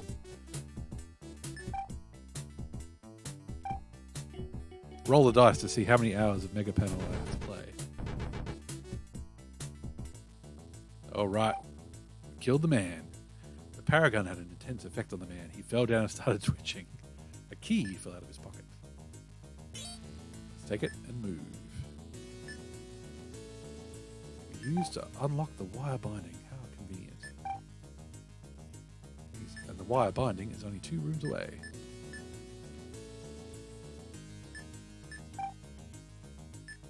Alright, let's free Kynes. And now we're back to being Kynes. Sue unlocked my bonds and freed me. Thank you, Sue, I said as I held her close. I felt so grateful with her in my arms that I gave her an unexpected kiss. This surprised her, leaving her in a daze. So I took the items that Sue was holding and told her to wait there until she felt better. Kynes, he's the most powerful kisser in Motavia.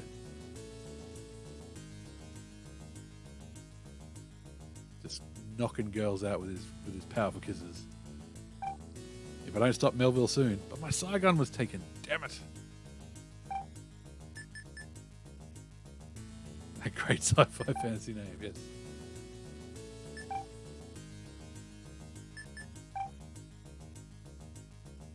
There's my knife and my Saigon. Wouldn't let Sue take it. Not use, gonna take. I mean, we're never using the knife again, but hey, it's in our inventory. The energy charger is missing. One of Melville's henchmen must have taken it. Suddenly Tracy appeared when Robert said, "Hey Tracy, welcome to the future." Without it, it's not even half as powerful. And then we look at this control panel, and for some reason Kynes sees that there's a car key there that Sue couldn't see. Bit strange. Okay. It's the ignition key for the car in the warehouse. And now, we can get out of here. So at this point, Sue is still dazed back in the room where we were being held captive. If we use the car key in the car, magically, Sue's there. The exit from the garage is to the north. Sue is in the seat beside me. Let's roll, Sue. The car hurtles stealthily down the highway. There are a few vehicles on the road tonight. I've not played these before. We just got up to the very end of this one, and I died. So that's why we're kind of replaying it really quickly. But yeah, I've not played any of these before. I am inside the sports car, which is parked at the entrance to the Mother Brain superstructure. The highway is back to the west. We can't get in just yet. We're going to look down. The entrance is fortified with heavy concrete and is completely impenetrable as long as the defense systems are active. There doesn't seem to be anyone else around. Listen to that engine noise. That is Mega Drive sound chip working hard to make farty noises. Okay. Now we leave Sue behind again. We have to go find... What was her name? There was another plain Jane name, so... Maud? No. Anyway. The police robots are always after us because we blew up a bar. Oh, it's a big roll for the first attack. Kynes. Love it. 48. For some reason, I've got the urge to go play craps.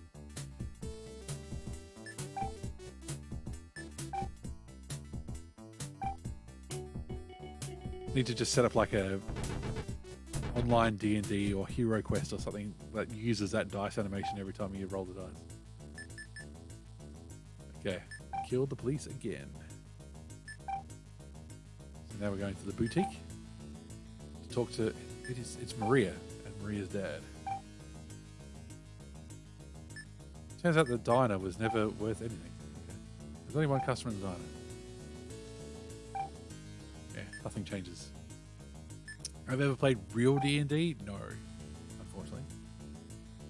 I recognise him. He's trying to tell me something. Guys, you know that guy Melville? Yeah, the guy that knocked you out in the warehouse? He's a charismatic man from around here. He's been stirring people up and forming a gang. Yes, so the diner was pointless. Just told us about Melville. I would love to play D&D, but the commitment to playing, with real people and all that stuff, it's probably not going to work at my age and life stage. An air pat has landed in front of the bar to the south. A police officer robot can also be seen. The owner must have contacted the authorities. You played some real D&D, Moon? Anybody else played real D&D? Rolled those bones? Done those character sheets? Me neither, but when I started to get into Baldur's Gate and Pillars of the Earth stuff recently, I started if it would be fun. It does sound like fun. Especially since in Baldur's Gate and stuff like that, the solution to everything is combat. And just getting good at combat. Whereas, when you're sitting around a table with someone, you could actually talk your way out of a situation and do something clever. I think with good company and some drinks, it might actually be rather fun. Absolutely. It sounds like good fun to me. Okay, if Maria's here in the boutique, I can't see her. Sue's expression changes as she notices all the clothing. Because she's a girl and likes girl things. Gets knocked out by a kiss. Can we just talk to Sue while we're looking at the clothes? Sure. Nothing in my style. Hey! Just crossed my mind for a second, okay? Oh, these girls and their shopping. Seems like it'd be heavily dependent on who you do it with, though. Fine balance between able to have a laugh but also take it something serious. Oh, yes. If somebody takes it too seriously, then it is no fun for anybody. Okay, Maria is here with her father beside her. Evidently, Maria has been crying. Maria is Melville's girlfriend, by the way. Please, you must stop Melville. He's going to get himself killed. Maria started crying. Maria's dad says, I heard all about it from my daughter. You must prevent Melville from destroying Mother Brain. What a reckless act. Maria's father is completely flustered right now. The password! I shouted as I grabbed him by the shoulders. I'll bring Melville back. Just give me the password, you old motherfucker. To enter Mother Brain. All right. I'll give you the password, but you'll have to tap into Mother Brain's communication lines to make use of it, he said. No problem. I'm good at hacking, I replied with a grin. Okay. So back in our apartment where we started from, we've got a computer. Let's go use our hacking skills. Let's hack the planet.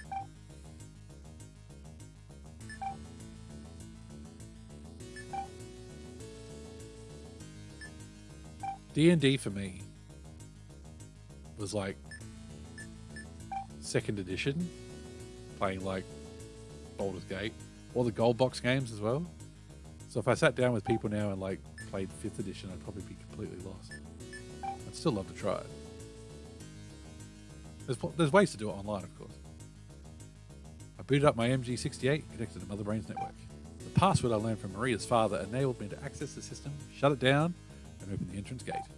Melville is in danger. I must hurry to Mother Brain. Even though he knocked me out and tied me up in a warehouse, I'm going to try and save him anyway. If I can get a car and floor it down the highway, I might still be able to make it in time. And yes, we've already had the car. We know where the car is. So we do a lot of walking. And we also have to go in the right direction.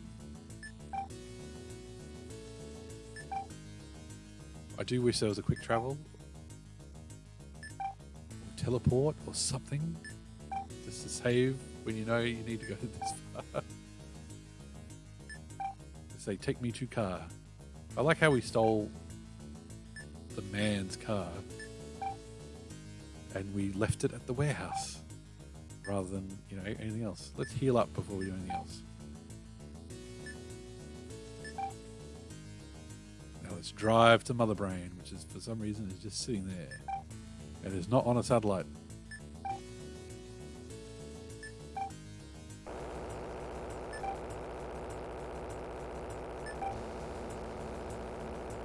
Okay, now we're in Mother Brain. Is that easy? I wonder where Melville's comrades are. This passage continues to the east.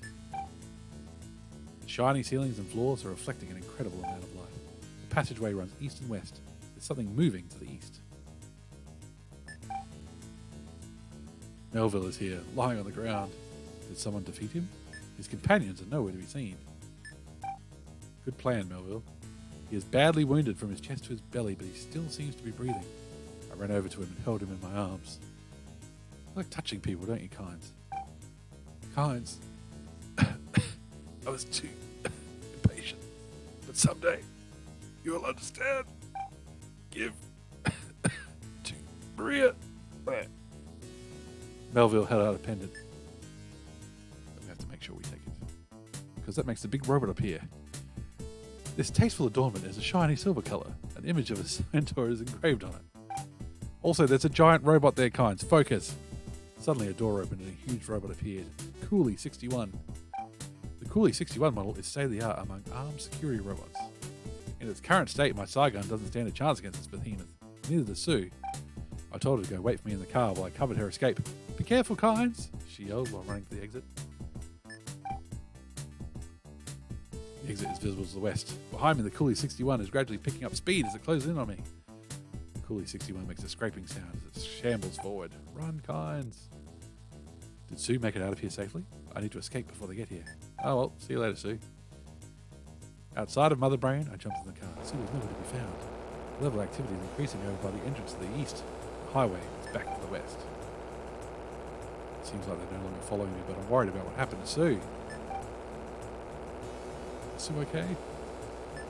I did go back first time around and you can't find Sue, so it's a bit of a mystery what happens to Sue at this point. We don't need to heal. We just need to get out of here. Oh yes, also we have to fight this robot again. Real helpful.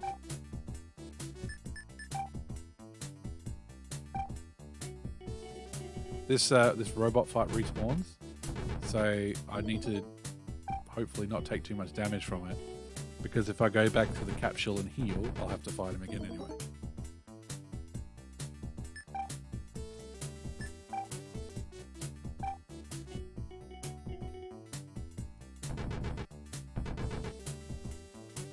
Nice. And now he says exactly the same thing he said before, so let's go back to the boutique.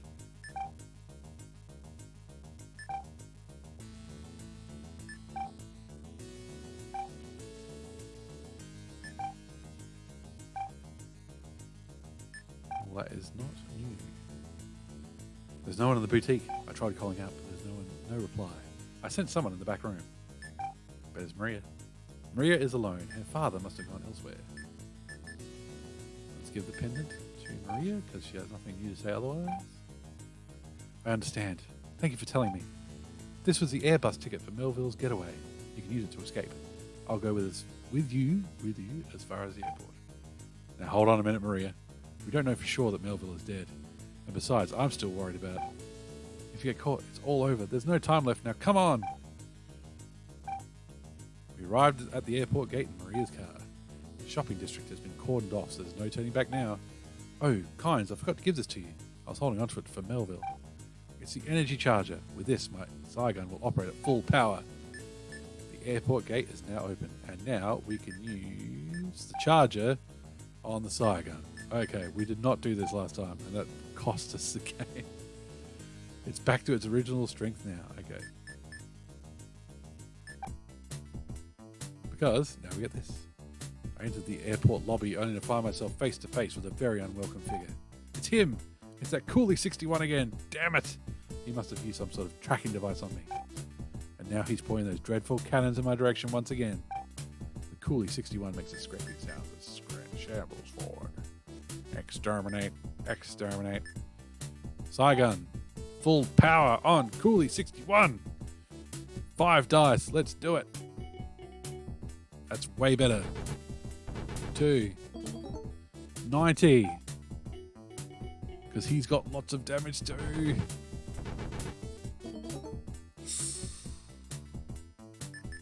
God, we've got to kill him this round. There's no healing items or anything. It's just this. Yes. Whew. The Coolie 61 went haywire and short-circuited.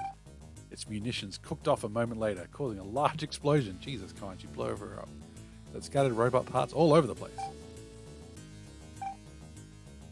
Hey, you need to hurry. The Airbus is about to depart, Maria told me. Thanks, I replied. And don't worry. I'm sure that Melville is safe. I bid farewell to Maria and boarded my flight from the South Gate. We departed before long, the destination being Paseo, another city on Motavia. From the deck, I gazed at the scenery outside. I'll probably never return to this squalid town, yet the grievous memories remain. Suddenly, someone tapped me on the shoulder. My heart leapt in surprise. That serious suit Luke doesn't suit you, Kynes. Sue! The vessel gracefully flew through the dazzling morning sunlight. And there was never a mention of Sue ever again. The end! One down. Oh man. That sucked how we got through all of that and died at the last fight because I did not use the items correctly. That's it. That's Kai's adventure. How are we doing for time? Should we do another one? There are 8 of these all told. And the next in order is Anne's. What do you reckon? Should we keep listening to me talk?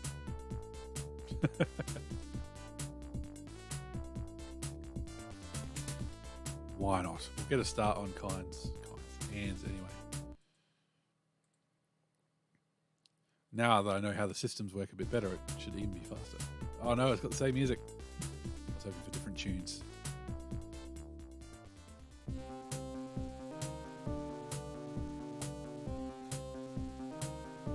There's some different music. Let's do this. Ooh, different frame too. I should screenshot all of these and use them as a frame for myself. It almost matches my Phantasy Star 3 frame. There you go. Okay, now we're in 1284 AW Spring, Rivertown on the planet Motavia. Anne was a young doctor having just finished her internship. She's employed at a small hospital in Rivertown on planet Motavia. One day, Anne was going about her tasks as usual when a grim-faced hospital director told her the following. We received word that the elementary school in Woodtown was attacked by biomonsters. It seems that many people were injured. I want you to take some medicine there as quickly as you can. We're in the director's office. This is a clean room with white walls. Dressed in a white coat, the hospital director is seated here in an armchair. Will you take it, dude? The hospital director gave Anne an assignment. Take some medicine from the pharmacy and hurry to the elementary school in Woodtown. No medicine to take, no belongings. What about the clipboard that we have in the picture? Okay, let's move east. I love the little icons, they're cute. The exit is to the north, the director's office is to the west, and a corridor leads south. The door to the pharmacy is visible to the east. Do we have to look at the door? We do. A key is needed to unlock this door. Okay, let's try going south first. The sick room is to the west, while the door to the hospital supply room lies to the east. Neither of which are locked. Pharmacy is though. The room contains a row of beds for the sick. Anne smiled at the patients as she walked by. See you, suckers. There are 5 of them at the moment, one of whom is a 10-year-old boy. Do we look at the boy? He is building a model of a ship on his bed. There is a bottle of glue nearby. We take the glue. Yes. Anne took the glue. I don't need that anymore, Anne. You can have it, the boy said. Okay. We need a key, not glue, but anyway. Okay. We talk to people by doing look as well, so. The shelves are lined with cleaning supplies and things. Stairs lead down to the basement. The key to the pharmacy is here. Well, that makes no sense. Whatever. This key will unlock the door to the pharmacy. No kidding. What happens if we go down? Ooh, there might be battles down here. Let's go upstairs. Let's go to the pharmacy first. A thin layer of dust covers the floor of this dim room. Anne felt a chill in the air. Yep. Okay, there's nothing to do in the basement anyway.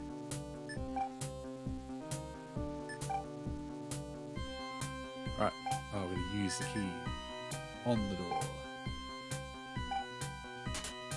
And unlocked the pharmacy door. Pharmacy. There are all kinds of medicines on the shelves. There is some Trimate here. Early days for Trimate. Oh, and we've done the auto take thing. Oh, I did use, not take. My bad. It's a strong medicine normally used for wounds, diseases, and other ailments. Okay, let's move.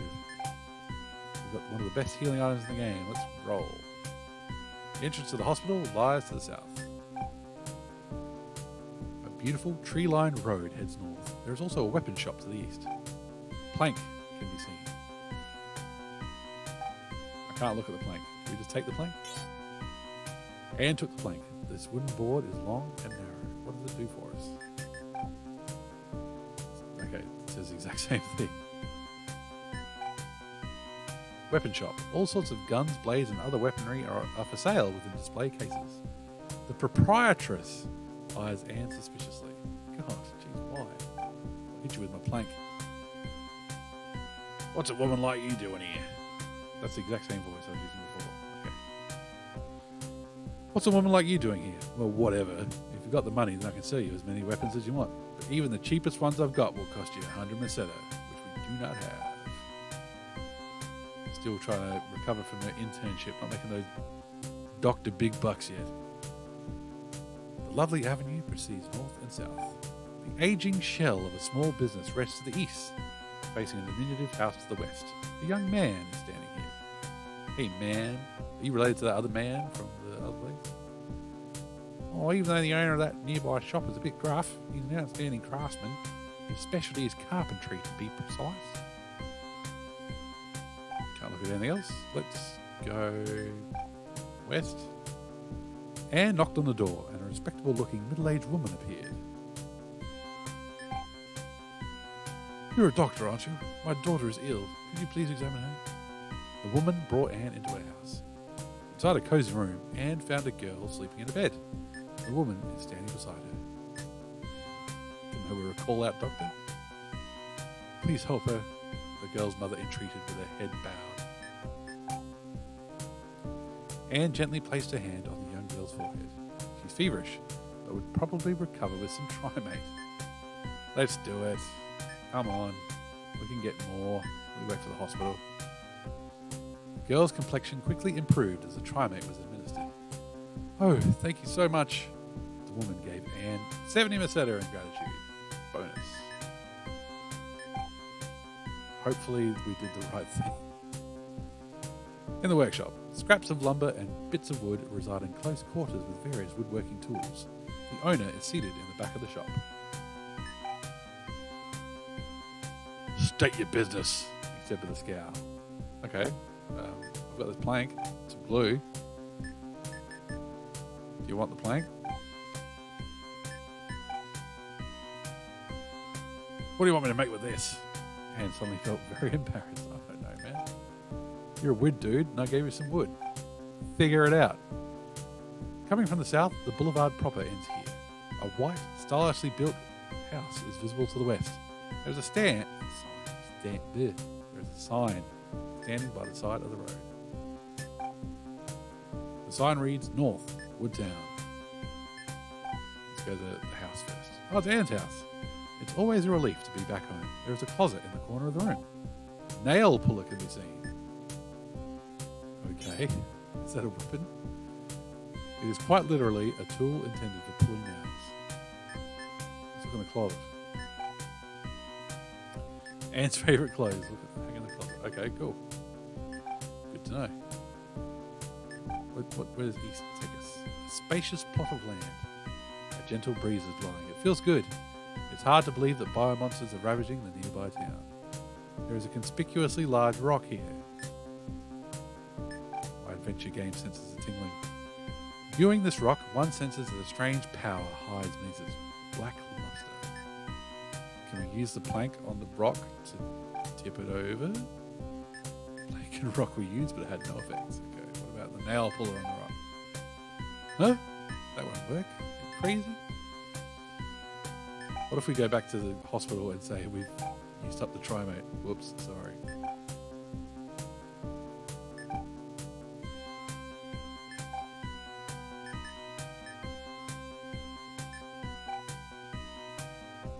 Okay, he says the same thing he said before. Can we go back to the pharmacy and get more trimate?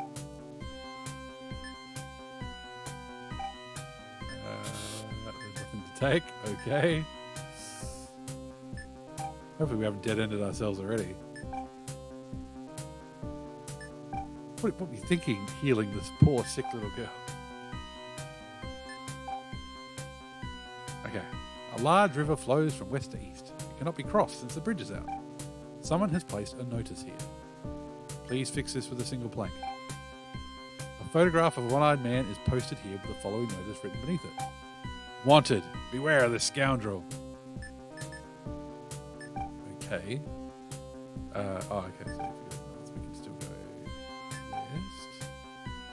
The road follows the river, the view of which is blocked by towering levees to the north. A Motavian stares at Anne with a grin on his face as he leans against the embankment. That was creepy. If you can give me a tool for pulling nails, I'll let you have this raft, the Motavian offers. Deal. Don't know what else I'm going to do with it. The Motavian traded a rubber raft for the nail puller. It's unusable with that hole in it. Okay, great. We've got the rafts. Yep. Okay. Actually, I think I'd rather have my raft back. Give it to me and I'll return your nail puller. Okay. Maybe, if we need to. Ooh. Riverbed. A river can be seen to the north of here. There is a forest on the opposite bank with a small building visible between the trees. That must be the school. A biting ant biomonster stands in the way. Can we hit it with the plank? That's not a good idea. Okay, we need to run away.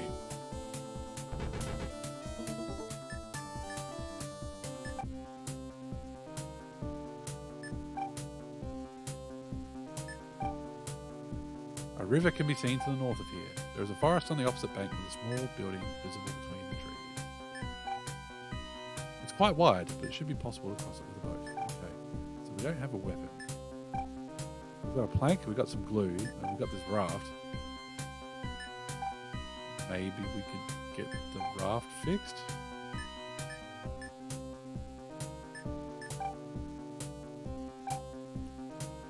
I don't want to do something pointless like that. Talk to the owner. State your business, he said with a scowl.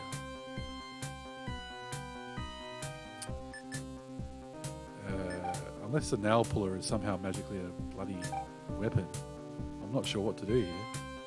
Again.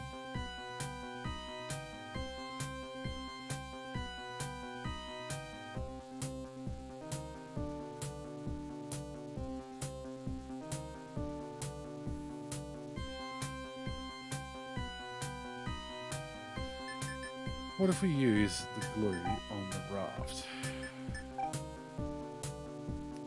Hey. Where are we? We go north and then west. Can we use the raft here? Nope. Oh, okay. We need to go where the river is. Of course.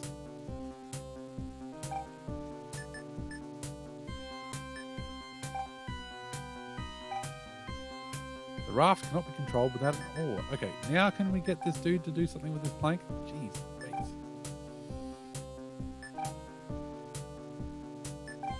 They do like to make you go back through all the areas over and over again.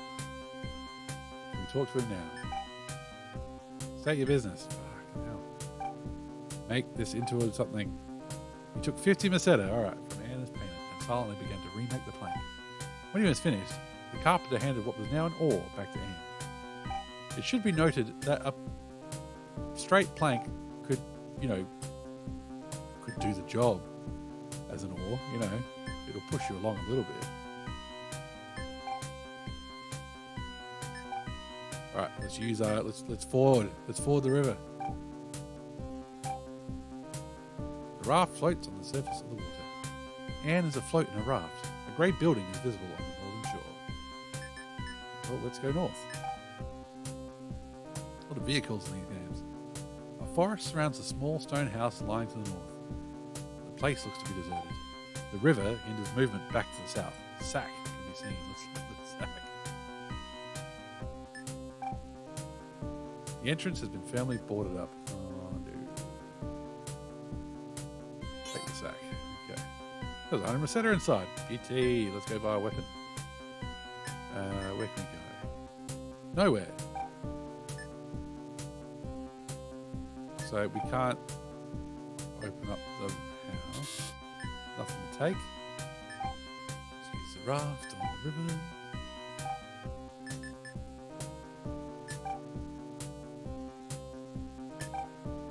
Let's go buy Anne a weapon. All doctors need weapons, yeah?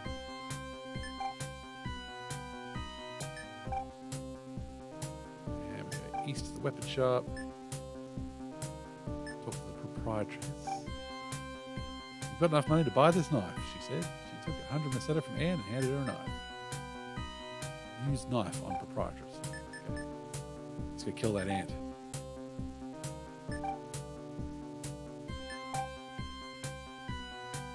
So I'd say maybe the nail puller will help us open that grey building, but we need the raft to get to it. You can do it, Anne.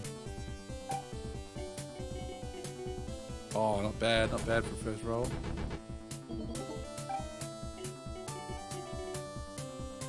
It's better that he's not doing that much damage to us.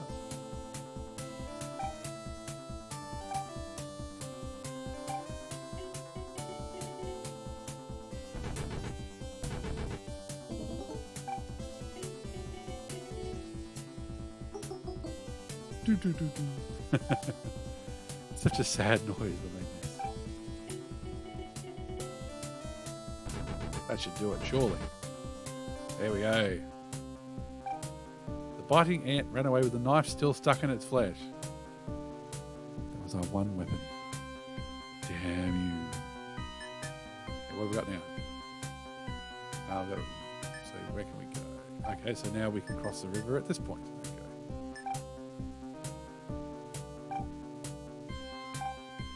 Anne is navigating the river in her raft. Woodtown lies to the north, Rivertown to the south. As Anne alighted on the riverbank, she noticed that the raft was beginning to deflate. It seems that too much stress was placed on the boat and the hole reopened. Okay, well, if we need the nail puller, we're fucked. A modest cabin built of wood. Where should we go? Okay, east.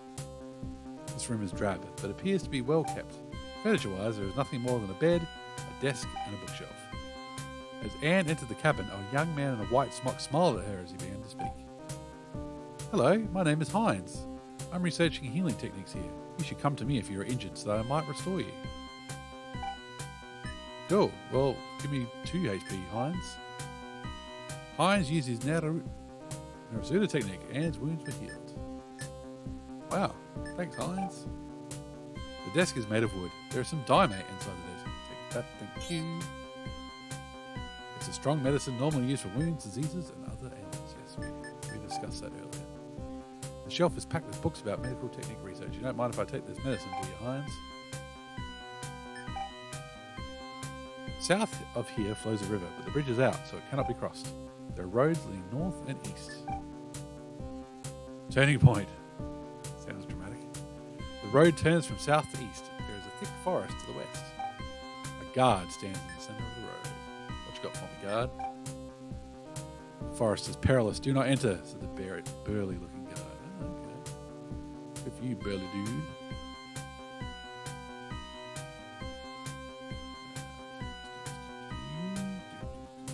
Sorry, that's the wrong thing.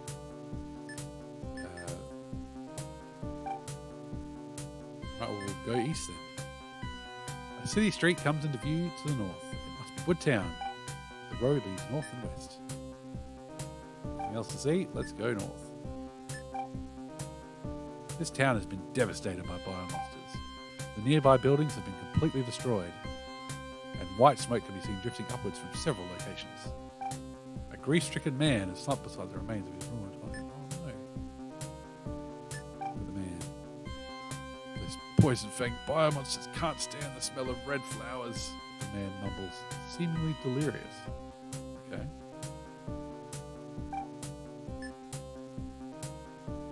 Hang on, where what are our exits? Okay, what does that? Let's go south first. Ah, no, we've been there before.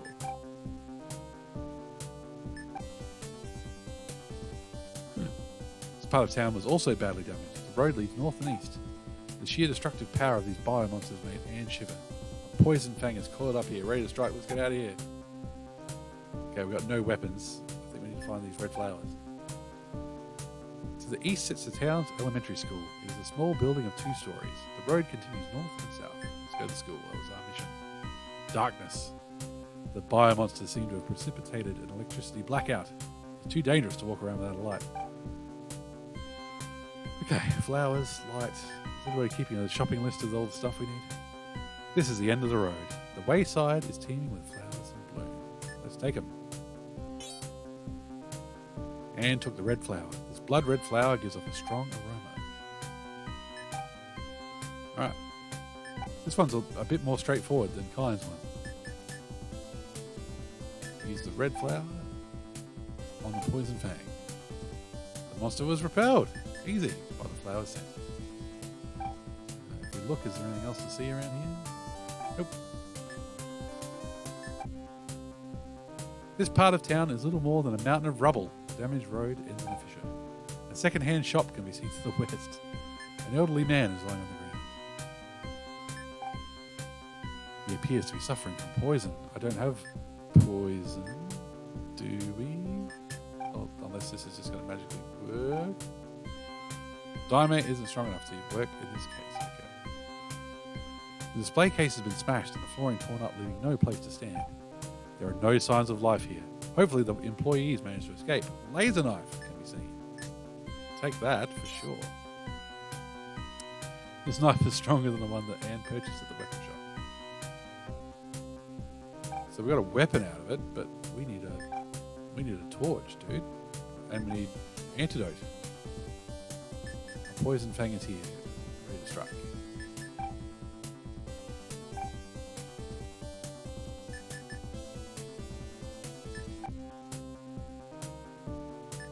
So if we go back to Hines,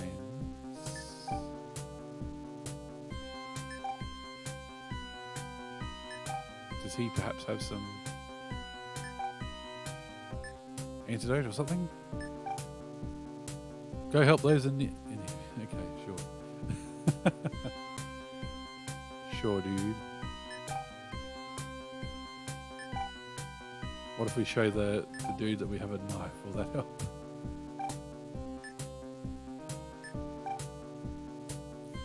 Okay, we can't enter the forest.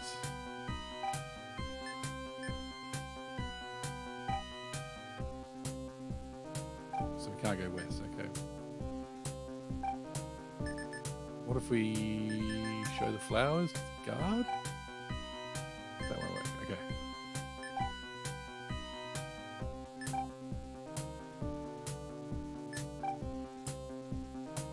Can we use our laser knife? No, okay. What was north? The edge of town and nothing. Okay. Let's fight the poison fang. Maybe that'll give us something else. Since they respawn, that might seem to be a bit of a sign.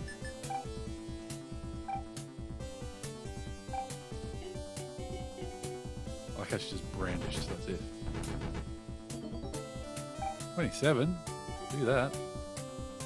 Ooh, 10 though. 20. Default to what I used last, please. Jeez. Come on in. Yes. Okay. The poison fang was defeated. And produced an antidote from the monster's corpse. There you go. Let's heal the old man.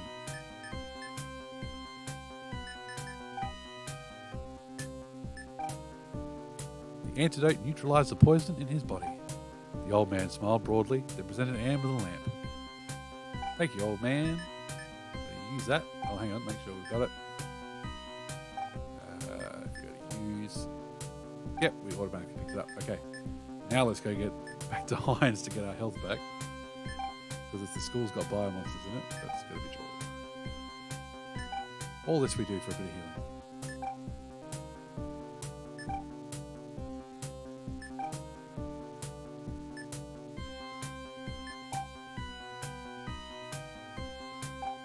Alright.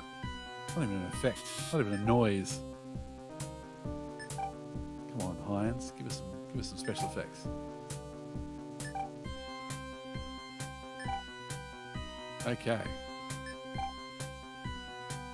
We go east. It's eerily quiet inside the school.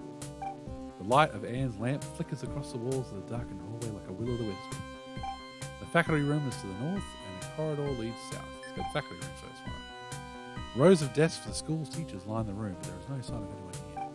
A history book lies open on one of the desks. Legends say that the golden ring rests within an altar in the centre of the forest. I'm sensing a side quest here. I'm going to need to get into that forest. The light of the lamp reveals a staircase leading up to the second floor. Noises can be heard coming from upstairs. Oh, hello. As Anne entered the second floor, she looked up without thinking and froze at what she saw. Before her eyes stood a gigantic monster with black wings like a demon's. Looked green to me. However, the monster only gave Anne a quick glance before continuing to slowly advance toward the classroom at the end of the hallway. He seems to be much more interested in the contents of that room at the moment. Well, what can we do? Can we look at the classroom? The entrance has been barricaded, so it seems that there are people inside. That's good.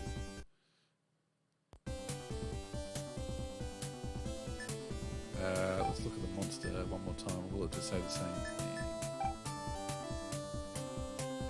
An enormous monster, like a demon with pitch black wings, its bulging golden eyes shining with fiery intensity. You know what we need to do. A man's voice was heard coming from inside the classroom. Ordinary weapons won't work on it. Only the golden ring can defeat this monster. You must find it, I beg of you. Oh, right, we're going to get attacked anyway. Let's run away. Okay, I'm guessing magically the guard will allow us to enter the forest now. I'm going to heal first. There's only one source of healing in this whole bloody joint. So. The road turns from south to west. There is a thick forest to the west. The guard has collapsed in front of the forest. Okay. We'll help him out in a second. Let's just get some health first.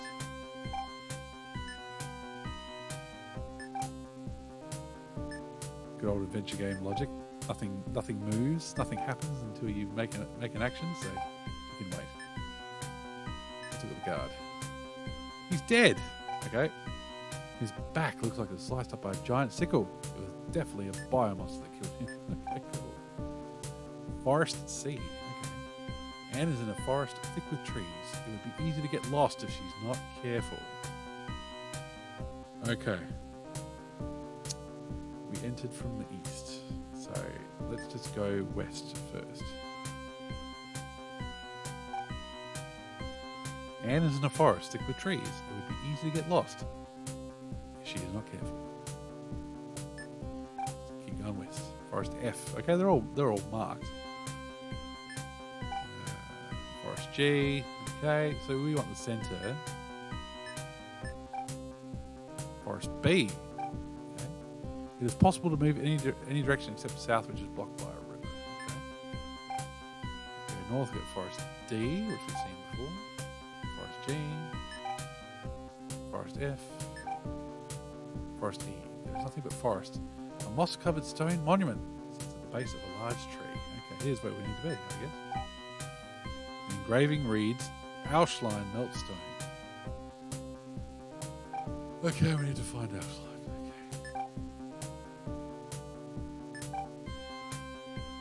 Okay, F to E, that makes sense. C, E, F. Thank God there's no random encounters. C. The forest continues to the north and west. A river is visible to the south. The breadth of the river is quite large. Cool. Forest B. Oh, hello. Edge of the forest. Sunlight is shining on a mountain to the north and glittering on the waters of a river to the south. East leads to the forest interior. A grass killer is blocking the path. Surely this is the monster that slaughtered the guard earlier. And surely this doctor with a knife will be able to beat it. You can do it, Anne. You've got this.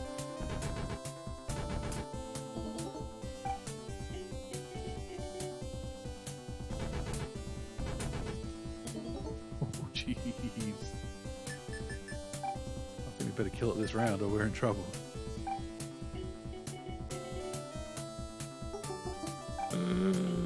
That's bad.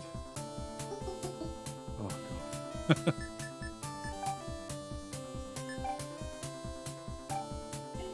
Come on, Anne. Hit this time. Hit this time. Yes. Well done. With a piercing shriek, the grass killer escaped into the thicket.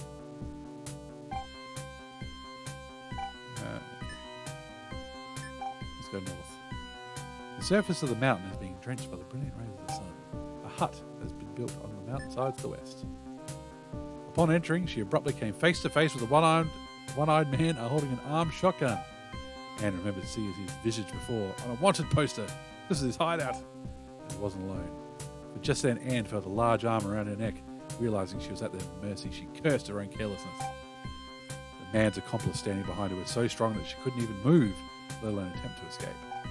As she struggled, a white piece of cloth was held against her face, and she smelled the strong scent of ether as her senses began to fade. We just had this plot point in the Kynes one. As Anne regained consciousness, I can't say consciousness, she was assaulted by a severe headache and pain throughout her entire body. How long had it been? She found herself in what appeared to be a storeroom, with her hands and feet bound and a gag stuffed in her mouth. Surely this was part of their hideout. A young man was standing guard over her. Let's look at the guard. A stalwart young man, clothed in a fur vest.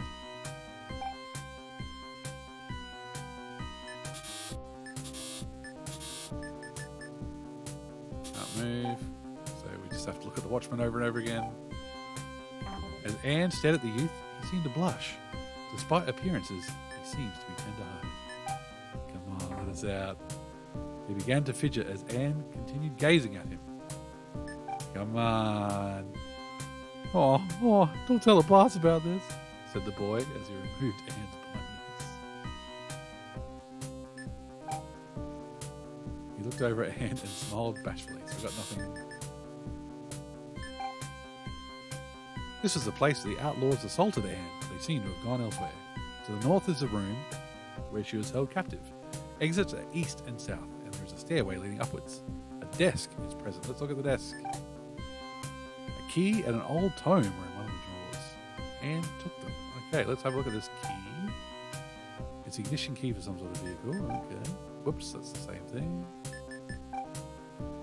The parchment it is written on is quite ancient. It is labelled as being a book of prayer, but most of the writing is in hieroglyphics. They're too complicated to read. Right, let's go up first. A sunny room constructed of wooden boards. No one else is around at the moment. Rubber raft and lamp can be seen. Take them back, please. Anne took the rubber raft. It's unusable with that hole in it. Yes, we know. Lamp. One can navigate in the darkness with this. Okay. Oops, sorry. Button.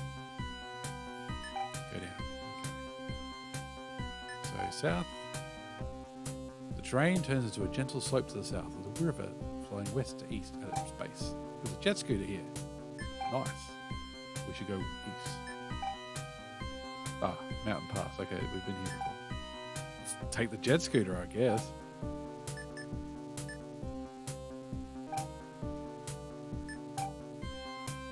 And it's aboard the jet scooter. Okay. The outlaws' hideout is to the north and a cliff lies to the south. Heading west, the river becomes too narrow to travel much further. I guess we're going east. Anne is aboard the jet scooter. A forest can be seen to the north. There is a cliff to the south, so Anne cannot land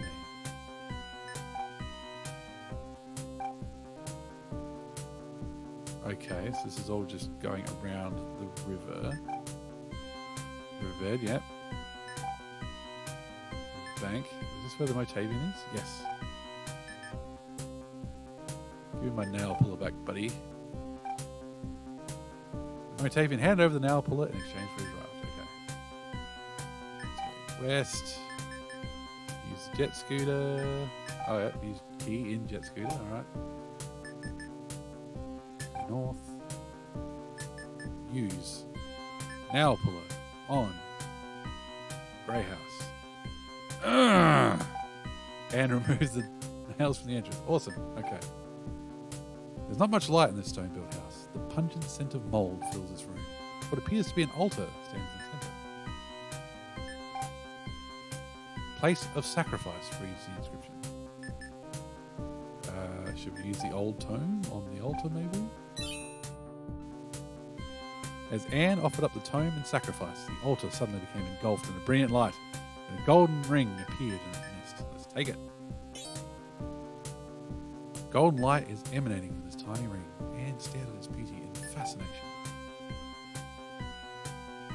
Alright, let's use the jet scooter again. Let's go see Hines.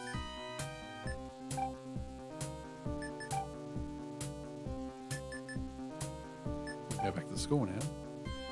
Oh no, we want to go... Oh, sorry, use the key. Use the jet scooter. Move east.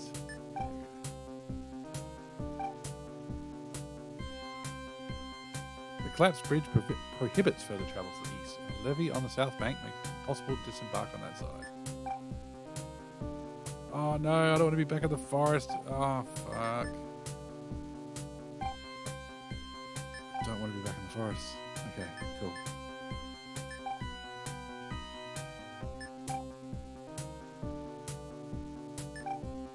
Let me guess. I can't use the jet scooter here? Like the jet scooter's not going to magically move? Damn it. Okay. We have to go back through the forest to get back to Hines. And back to the school, I should say. They like to string you along.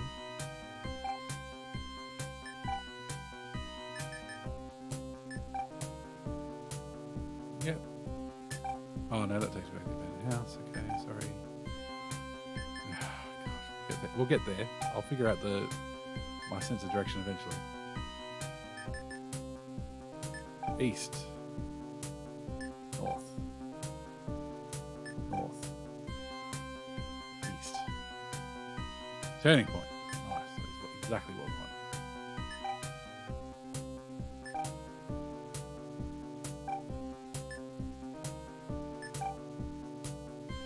I'm going to give you this pendant, Anne. You can use it to save many people's lives by performing the Sarasuta technique. It will heal their injuries, but it will also drain your vitality on each usage, so please be careful. Having said this, Hines gave Anne the pendant. Great. Hines didn't know we needed that, but I guess we've got it now. We're going back to the school first because we've got the ring.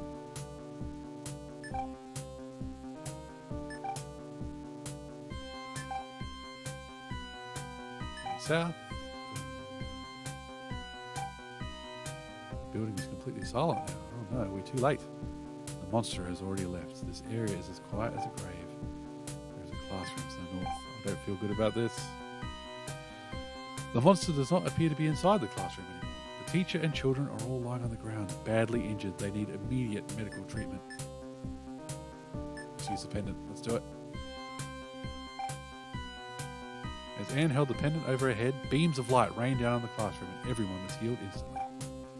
The teacher said, "We were attacked by a blood-sucking biomonster known as a kite devil. I believe it's headed towards Rivertown next." Oh no! He drops the children. Anne was relieved to see that the children had recovered. If we don't do something, Rivertown will also be in danger, he exclaimed. Okay, we're in Woodtown.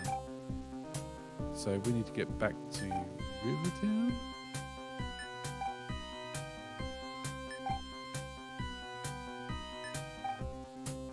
So we need to go west?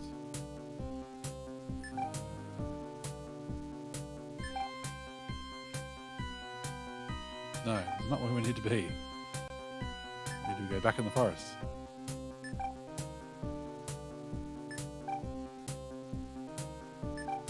End of the road, turning point, all these creative names for places. So I'm going to go south. There's a jet scooter here. That's exactly what we need. Use the key in the jet scooter. Immediately go, oh no, not south, but west. Go east. The embankment along the river is cracked and appears ready to collapse at any moment. The kite devil must have done this. A newly constructed bridge spans the river. Apparently the town's maintenance program, and therefore the town has survived. That's good news. Devastated by the kite devil, the town has been reduced to rubble. Anne felt terrified by the monster's ruinous powers. It's the only part of the town that the kite devil hasn't ruined. There's a conspicuously large rock here. Can we do anything with the rock? No. Take the rock.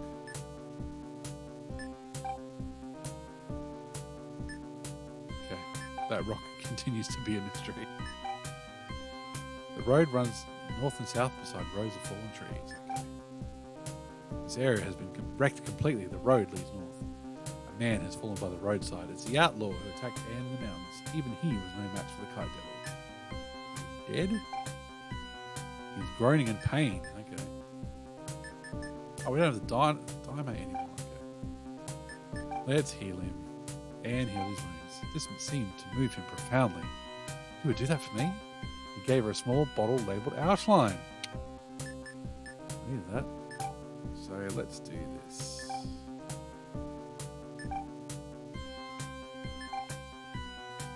And carefully cross the bridge. I'm glad they fixed the bridge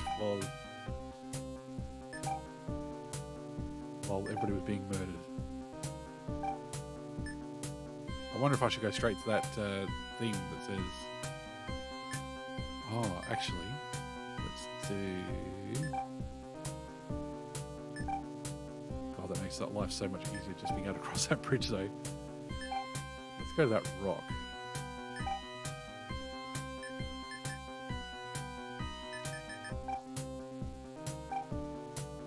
The rock melted away as the liquid was poured on it, leaving behind a beautiful crystal. The crystal is about the size of a seashell. It sparkles brightly in the light. Okay. Hope that helps. The entrance to the hospital lies to the south. Okay. This area was damaged so severely by the kite devil that the walls are crumbling. Is the director still okay? The hospital director has collapsed on the floor. The director has sustained a back injury and is immobilized. If he isn't treated soon, yes, I'll let you use the bandage. After recovering, the director of the hospital spoke to Anne. We moved the patients into the basement, but the monster is heading that way. If we don't do something, their lives will be in jeopardy. All right, we'll go that way. South. East. Here it is. An enormous black shadow creeps across the room. It's the kite devil. It must be prevented from breaking into the basement. The patient's lives are at stake. Use the golden ring. A dazzling beam of golden light shone forth from the ring and enveloped the kite devil. Oh God, is that all the damage I'm going to do, Anne? 40. Okay, that's all right. Don't die on the first attack. We died on the first attack. Anne's strength finally gave out and she fell. As she lay dying, a barrage of events from the past raced through her mind, and before long, her senses faded into darkness. What? Oh my God, what is going on now? Where are we? Drab yet clean looking. The room houses a desk, a bed, and a bookshelf. Are we back in Hines? Oh my God. Anne awoke from a deep sleep. As she regained consciousness, she found herself lying on a white bed in what appeared to be Hines' cabin. Hooray! Hines spoke with a hint of anxiety in his voice. So you're finally awake. That was a rash thing you did, young lady. Taking on that monster by yourself. We're going to fight together now. Anne and Hines are now acting as a team. Hey. So what have we got? We've got the crystal, we've got the golden ring. Let's use the crystal on the golden ring. That won't work, okay. So look at Hines. Ready for battle. Hines radiates strength rather than the usual kindness. Okay. I still don't know what we're meant to do with the crystal. let's get to it. Let's go fight him again. Fight him again.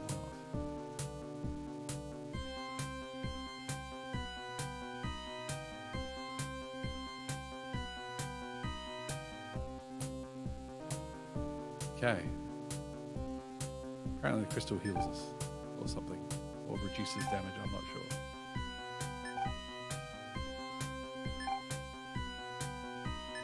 Let's go straight back to that kite devil.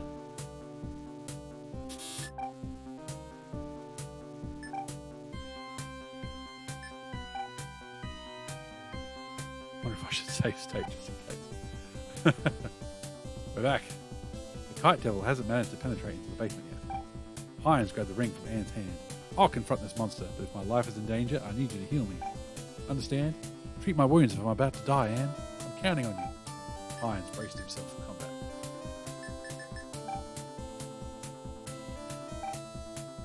As the crystal was held up in the direction of the kite devil, a barrier formed. There you go. Look at that. That took his dice way down. 18 points of damage. Jeez, that's a big hit already.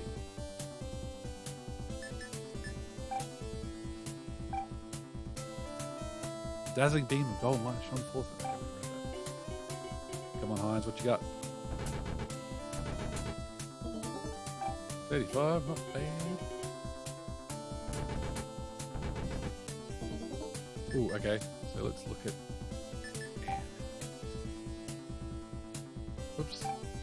Oh, we get a free heal. He doesn't even get an attack on us for that. That's great.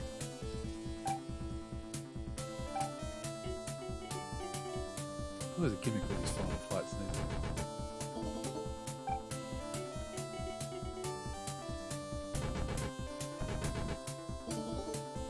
I like Hines' hair.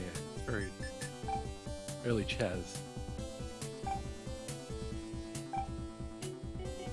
Hines, kill him, kill him. Yes! Well done. Music change. As the kite devil was enveloped by the ring's golden light for the final time, its body began to crumble and soon shattered in every direction. Come on, let's go rescue the patients down below, Hines said with a smile. That little boy whose glue you stole. As Anne descended into the basement, the young boy ran up to her, his face beaming. He seemed to be safe, with no injuries visible anywhere. Anne hugged the boy, and when she looked up, everyone began clapping for her. That little boy? Albert Einstein. It was not just the patients, but the townspeople as well. Everyone had taken refuge here. The proprietress of the weapon shop, the craftsman, the little girl and her mother, they were all applauding her. Anne reflected on the fact that she had lost her home, and that the hospital where she had worked had been destroyed. There must be many people besides us who have suffered because of the biomonsters, Anne thought to herself. From now on, I'm going to use my healing powers to help those kinds of people. The end. Oh, that one. There we go. And that's Anne's adventure. That music played. That'll do me for tonight. That's not a bad little run. Let's see. Who can we raid? Who's on? Hysteric Moon, who was chatting to us earlier, is on. Let's raid their channel. Let's take it over there. Thank you very much for watching with me tonight. We got 6 more. Oh my God, 6 more Phantasy Star 2 text adventures to go. But as you can see, we got better as we went. So thanks very much for watching. I hope you have a good evening, good day, good morning, wherever you are. Thank you very much. Bye-bye.